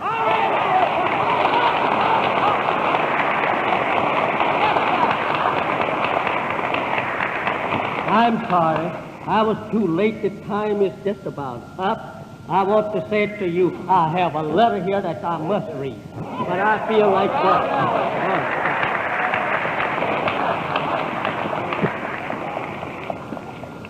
I wished I had a little more time. But I said, please take note. You are too proud. You have your diploma in your education, and you think that you should be white. You are too proud. The white man's education have made you too proud. So proud until you hate your own self and your own kind. I say you need to be re-educated into the knowledge of yourself and your kind now. Learn something about your own black people. You say, I don't see nothing the black man has done. I want to say to you, we are the makers of everything. Ask the white man, where did he get his learning? Huh? Ask him that. All that he knows, he got it from us. If we have made anything, look under your feet. Look above your head. Look around you. See, don't you see some objects? Ask us who made them. Ask us who made this that you stand on. We are the makers of everything. You have nothing. What is this world? As the Holy One teaches you and I, it is nothing but a world of sporting play. Nothing to it, nothing permanent about it.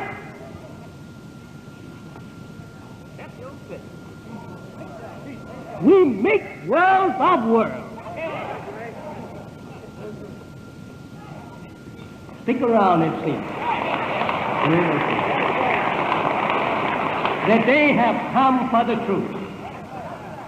The poor black man is bone of power under the white man's lash. Lashing him night and day, shooting him down in his family, just to frighten the members of his family to not dare disobey him. Go walk into his home and shoot the father or the mother down. Beat them all to death right there in the midst of the children, in order to make these children come up fearing white man. I say, my friend, Islam will take that fear out of you. God over in Islam will remove that fear. I don't have any fear. I don't care if I was lynched this afternoon. I would not be lynched fearing. I would not yet fear the lyncher, because I do know he who is behind me have power over him.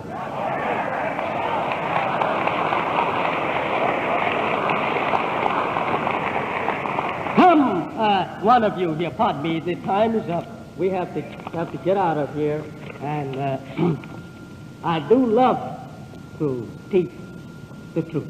I do love to see you come out to listen to the truth. But I said to you, my friend, you are sitting here. I must tell you this before you go. You are sitting here listening for something that will be good for you today and tomorrow. I said to you, my beloved brothers and sisters that is sitting here before us this afternoon, that you need the hope. One of the number one things or needs that you need today. It is a home. You don't have no home. You in America at the mercy of the American white man. You don't have no home here. If he sells you a home, he can go and bum it and shoot it up if he wants to. Or take you out to honor and lynch you. You don't have no home here. I tell you and I need to unite, get a home on this earth that we can call our own home. You need some of this big old earth. There is 57,255,000 square miles of land sticking out of water. You don't have none of that. I said to you, the white man robbed the Indian of this country, killed the Indian and taken it away from him. All right, the old Indian had been here for 16,000 years. White man was created 6,000 years ago. The Indian had 10,000 years. Years ago, the Indian had 10,000 years here as a citizen before ever the creation of the white man. We drove him out of East India, walked him across the cold, icy Bering Strait into the Western Hemisphere for disobedience there 16,000 years ago.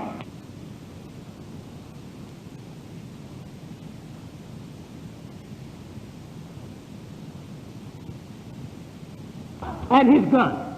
Is that right? By death, he gotten his country by bloodshed. The Bible teaches you, woe unto he that builds a city upon blood. Is that right? You will learn some sense some of these days. This is not the white man's home.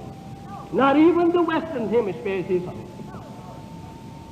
In fact about it, he don't really have no permanent home on the earth.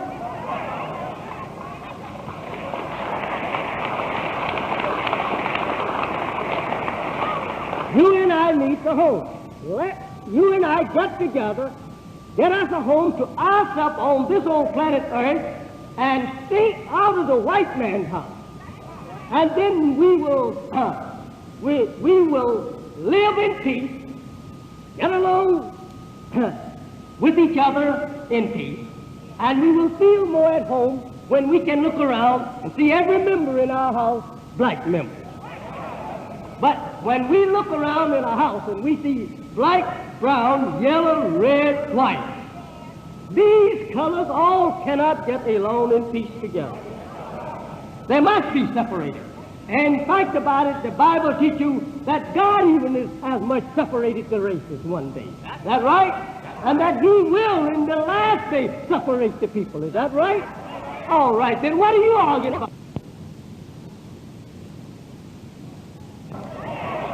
No white man will talk like that. White man says, stay white, white man. Yeah, the Negro, don't say stay white. Let us be your brother, and we all married together. We're all God's people. We're all from one Father. We're not from one Father. Our Father is not their Father, and his Father is not our Father. As the Bible teaches you in John there in the 8th chapter around the 44th verse, it says that Jesus said, your father is the devil. And if you were the children of Abraham, you would love me. Taking these people out from even the nation of Abraham and even of being the people of the true God. You are the children of the devil. I know your father. Your father was a liar and a murderer from the beginning. And I saw your father fall from heaven. He referred to the fall of Adam from the Garden of Eden in those words. And the murder, Adam was a murderer and his children murdered. Is that right? And the whole race of the Adamic people today are liars and murderers. Right? If I'm not right, then shoot me down. Then if I'm right, shoot me standing up.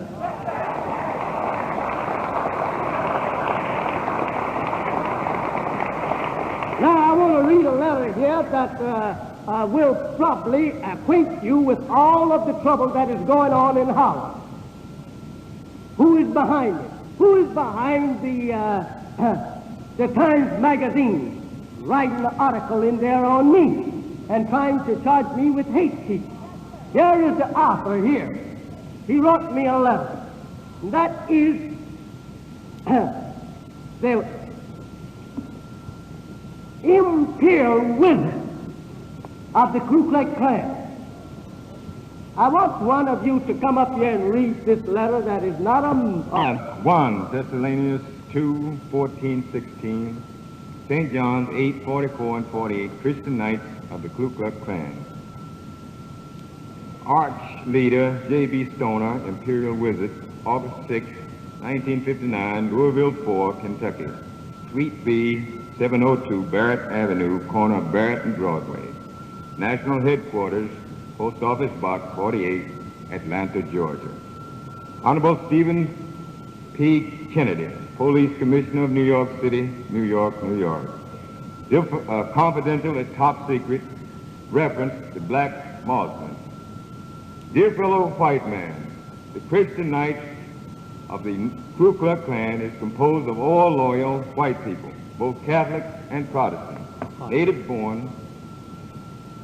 He said they are composed of all loyal white people. Then when we look at all loyal white people, we are looking at all loyal Ku Klux Klan people.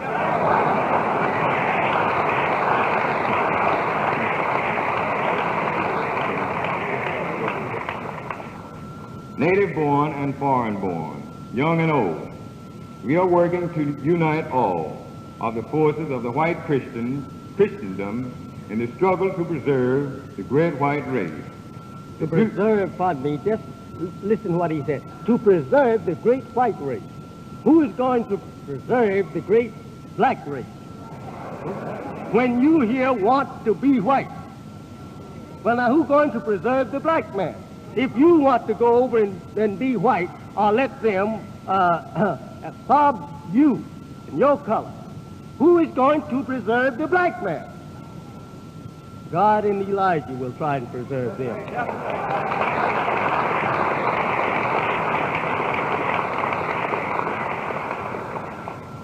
The future of civilization depends upon the survival of the beautiful, intelligent white race, the bearer of Christian truth. I received a report from one of our Klansmen on the New York police force informing me that... Just a minute. Did you say one was on the police force? That's right. I'll reread it. Oh, yes, sir. I have received a report from one of our Klansmen on the New York police force informing me that the nigger Muslims are in rebellion against white law and order. Make a comment? Now, he says that he has received from one of his Klansmen that is on the police force that we, the Muslims, pardon me, yeah, we, the nigger Muslims, are in rebellion against white law and order. I want that leader of the Ku Klux Klan to prove to us one instance where we ever have rebelled against the law of New York. On one instance, or anywhere in the country. I wished I could take him to Congress, and he and I sit down face to face with a mic, a national hookup, and let everybody see he and I talk together. I would like to do that.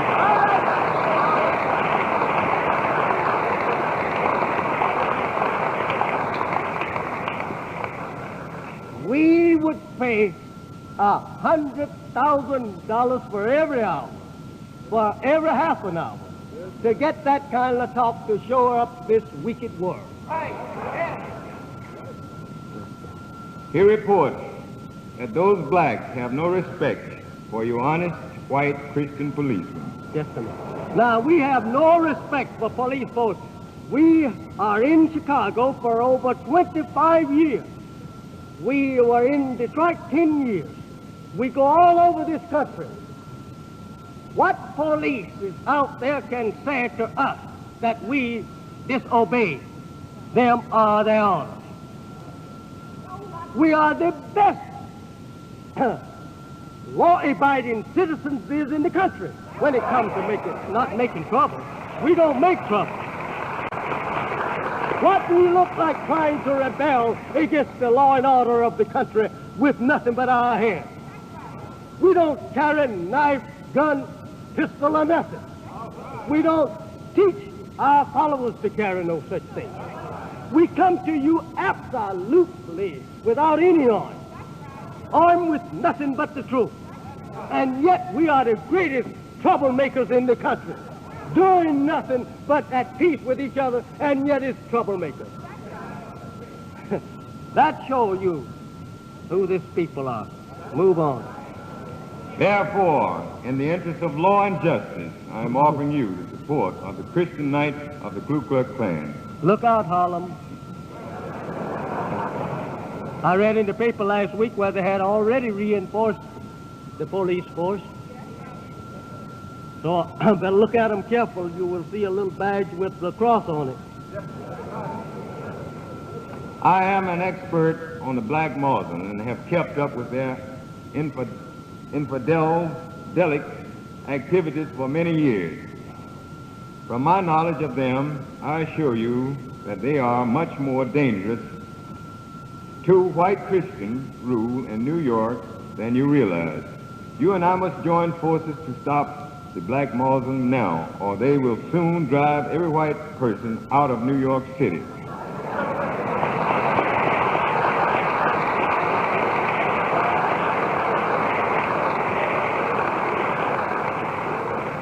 Very weak. The largest city in the world will then be all-nigger city of black supremacy, where white black Muslims from conquering New York is for my Christian Knights and your New York police to join hands and work together to uphold white Christian supremacy. Without the support of my Christian Knights, the Muslims will continue to force you to retreat until you and the great Mayor Wagner and all other white officials and judges will be ousted from office. Then he will only allow niggers on the New York... Oh, I'm sorry.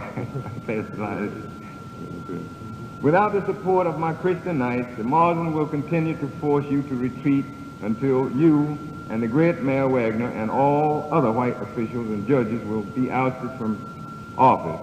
Elijah Muhammad will then give your jobs to a nigger and put in a nigger as mayor of New York. Then he will only allow niggers on the New York City Council, and all judges and all policemen will be niggers.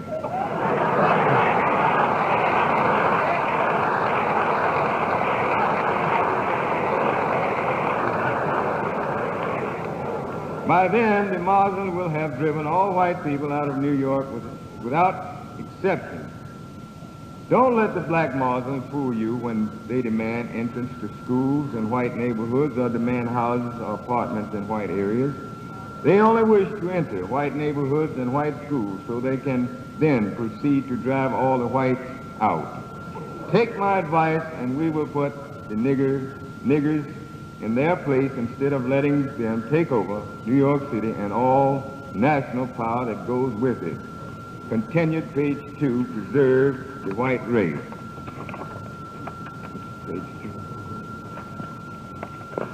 Page 2. We need to put the black hoodlums out of business. But we must do it in a legal way with the police and the courts. As a Georgia lawyer, I insist on doing everything according to law. You know what I mean. It is urgent.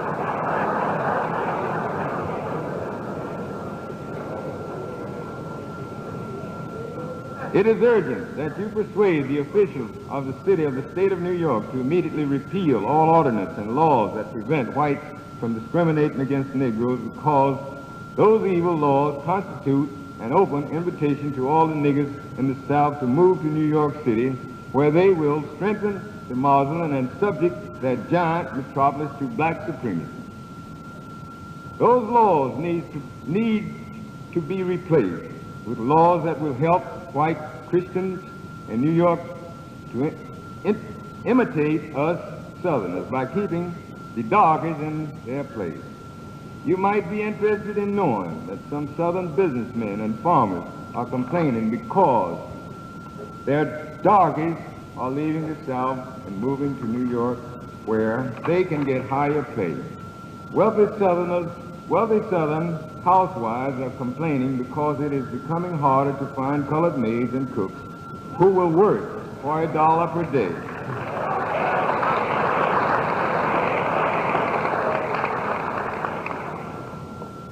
They want you to send them back and cut out those high wages for niggers in New York. They are moving to New York in large numbers to work for higher wages on account of your laws against racial discrimination. Remember, every nigger who moves from the South to New York City makes the Muslim more powerful. You need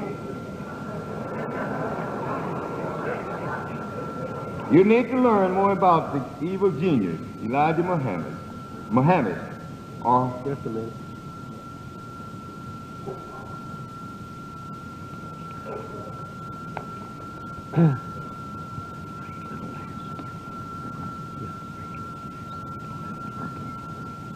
Elijah Muhammad, or you will never stop him and his niggers from taking over your city. He claims to be the reincarnation of that infidelic 7th century prophet, Muhammad, who almost conquered the known world, and he may be him because he is much more clever than the other niggers.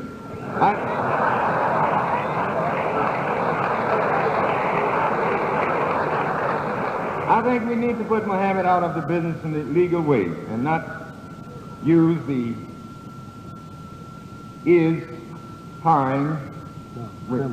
not use the criminal methods that the communist FBI is using against him.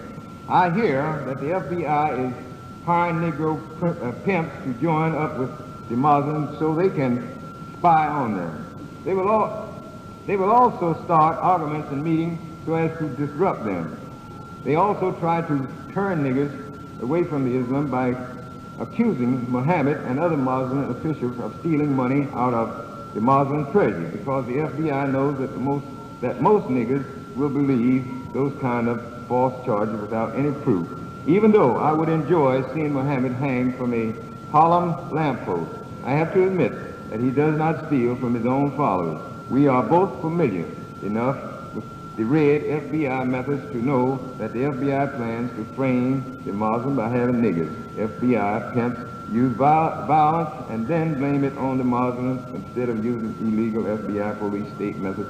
I suggest that we put the Muslim out of business with the white Christian methods that have worked so well in the South. Besides, any spies you put among the Muslims will probably be killed. Those Muslims are the meanest niggers in the world.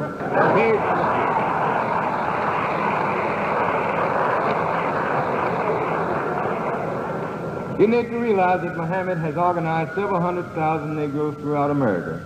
His Muslim temples are springing up everywhere. He has several temples in my home city of Atlanta. If you were a student of race, you would know that Christianity is the white man's religion and has only been successful in white countries, whereas the Muslim religion, Islam, is a nigger religion which appeals to the nigger, black racial instinct. That is why the Muslims grow stronger every day, even though every nigger that becomes a Muslim will go to hell when he dies. If we fail to stop the Muslims now, the 16 million Negroes of America will all soon be Muslim, and you will never be able to stop them. Reports from Christian missionaries say that Islam is sweeping over all of Africa, so don't underestimate the Muslims. Up to and including its edition, copyrighted in 1956, the Encyclopedia Britannica admitted that under the heading of Negro, that the nigger is closer to the anthropoid ape than the white man is in every respect except one. It also reveals that the nigger to be natural-born cannibal. For more information about the facts of race, I suggest you read Take Your Choice, Separation, or Mongrelization it is, by the late U.S. Senator Bilbo of Mississippi and the White American, by Ernest Severe Cox. Both are in the Library of Congress. Another valuable race book is The Cult of Equality by Stuart O'Landry.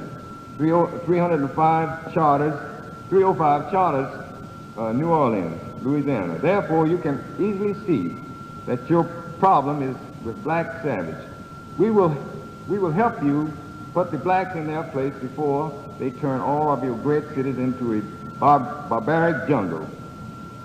The NAACP is a bad gang, but I assure you that the Muslims are 10 times more dangerous.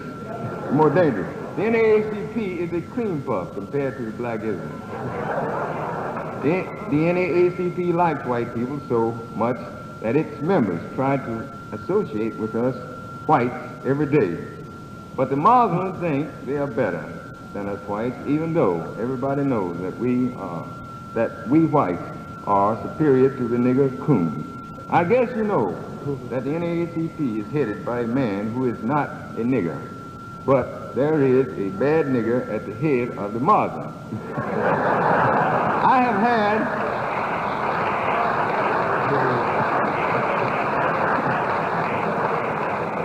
I've had white Christian friends write to many magazines inciting them to denounce Muhammad and his Muslims so as to scare many cowed Negroes away from him. So far, I have managed to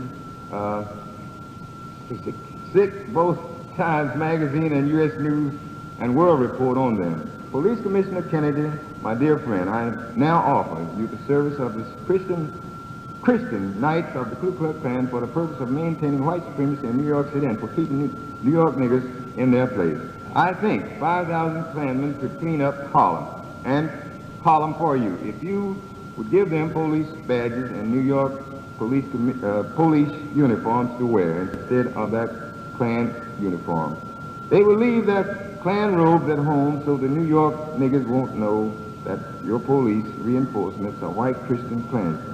You can use our Christian Knights as guards to protect every white business in Harlem and also other New York areas where niggers customers are giving trouble to white businessmen. After all, how do the black jigaboos expect to live without white businessmen to sell them what they need? You can also use our Klansmen to escort white salesmen into Harlem and other parts of New York City that are suffering from the black plague. I will expect you to supply my Klansmen with police pistols so they won't have to carry their own pistols.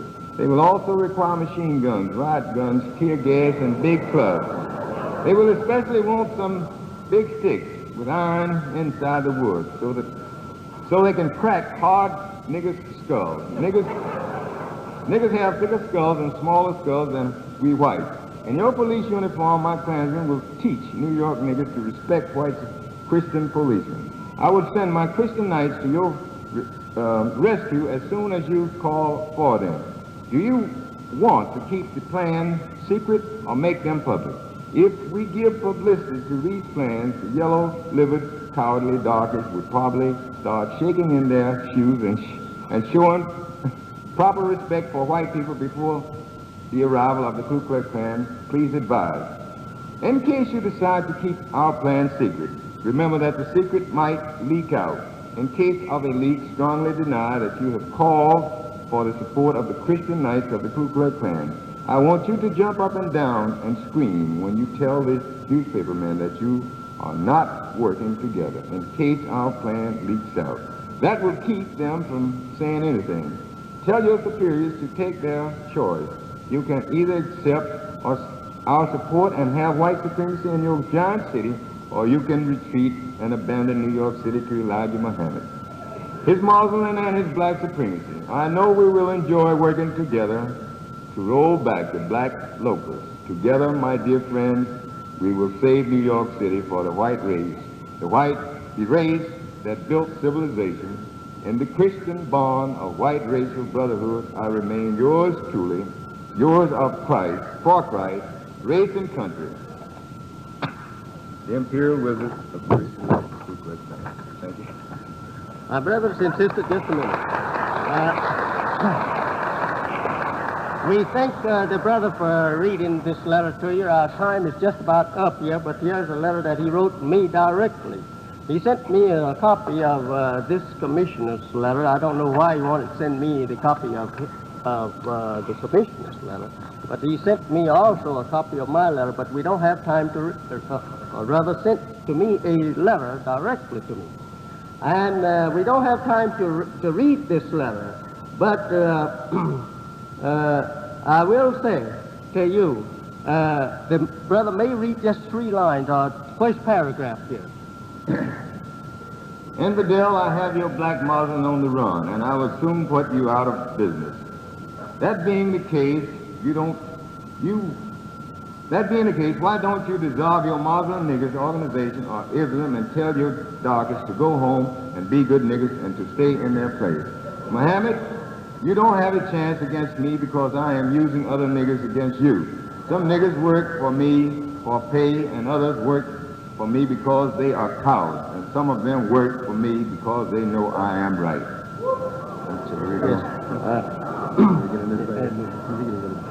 You will have to admit that I kept you from speaking in Indianapolis recently. For several months I have been operating out of my special Louisville base to build the Klan stronger in the border states, especially Indiana. Therefore, when I heard you were planning to speak in Indianapolis, I drove over to Indianapolis and had a conference with local Klan leaders. They told me I had nothing to worry about because they would scare the coward Negroes in Indianapolis. They then got prominent people to call on Reverend Harding and other leaders of the nigger community in Indianapolis and headed you off. We were also able to frighten you and your black friends with the police. Of course, I told them to threaten you with other laws instead of that unconstitutional law that says you can't hate anybody, whatever that means. Yes, thank you, brother. Thank you very much. Brothers and sisters, you have heard these letters read, and a part of another letter here, which I would like that you heard the whole entire 2 pages of it.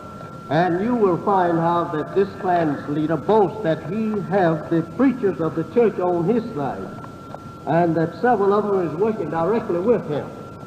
And I don't think that they actually know that they are working with him, but this is enough for them to learn. And this is enough for you to know what they are doing against you. Think over these things. They like to beat your head. They like to kill you. They like to deprive you of justice. They don't want you enjoying the same freedom that they enjoy. They don't want you in a good home. They don't want you in their neighborhood. They don't want you in their country. So why should not you and I unite and get out of their country? Let's get out from among them. Will everyone please hold your seat just for 1 more minute until our beloved leader and teacher finishes. Please hold your seat for just a few more moments. Thank you. So this visit here this afternoon was mostly to acquaint you with just what was going on and who is the real root hate teacher and the real root troublemaker. I wanted you to know that. We are not making trouble nowhere in this country. We're not trying to make trouble. We don't intend to make trouble. We only intend to try to unite our people, get them together, tell them the truth, and teach them to go for themselves and stop laying around licking white people's boots, begging them for a little piece of bread and a little dime, our job to make a dime. Let us unite get together, take our black woman to ourselves, and protect her from the white lynchers and from the white rapers. And if we can't do that, then let us go commit suicide ourselves. Because we're not fit to be a race of people if we cannot protect ourselves and our woman. We just cannot be fit to be called a race of people.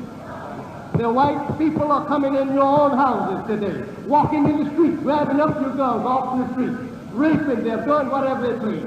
Your paper is full of that stuff every week. I say, let you and I unite together, beat our children back in the house, and stop them from trying to be white children, stop them from mixing with them even as much. Stop our woman from painting her face like white people, stop our woman from dyeing her hair like white women, stop our woman from rouging her lips like white women, make our woman be our woman. Give her a home to herself. And then the world will respect you. You can't be respected over here crying to be white, crying to have white people to allow you to marry them. You can never be respected. Who wants a people like that? And what man is fit to be called a man who will allow his wife to sit right in his face, dye his hair, her hair, like white people's hair, then paint her face like white people? Right there and then I tell my wife, since you want to be one of them, get out of here and go to them, and don't never come back this way anymore. If a white man saw his wife trying to blacken her face, blacken her hair, blacken her eyes, and her eyebrows to look like black niggers, he would kill her. I say, my friend, wake up and be a man yourself. And stop standing around arguing with each other. As soon as a leader rise up among you to help you, you are ready to stone him. And you can try and stone me if you want to. I'm going to try and love and make unity for you. You do whatever you want. I'm never going to throw a stone at you. But I have someone behind me that will throw stones at you. So don't bother with throwing stones today. Bother about trying to make unity among the black man and try to be the black man's brother everywhere you find him on the planet. That's your bet today, is to try to be in unity with all dark people. Stop trying to be in unity with the people that don't want you. They hate you and call you a D-black so-and-so and so. Get out of that people's face. Stop begging them to live in their community. Stop moving in their community. Stop sticking your black child up around their white children in their schools, forcing them to admit your children. Go ask them to build you a school.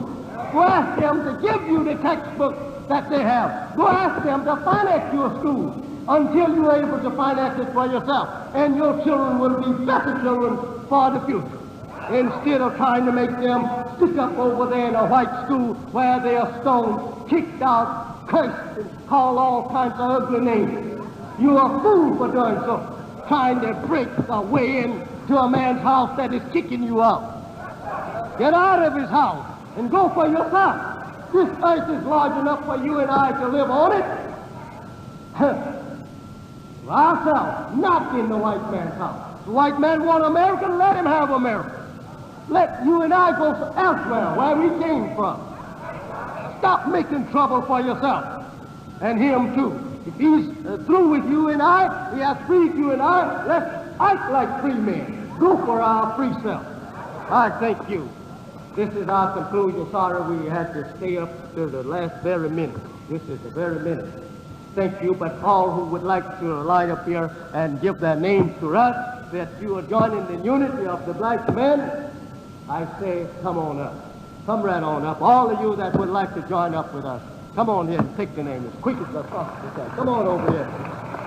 Come on and join up with us. Let's have unity among us.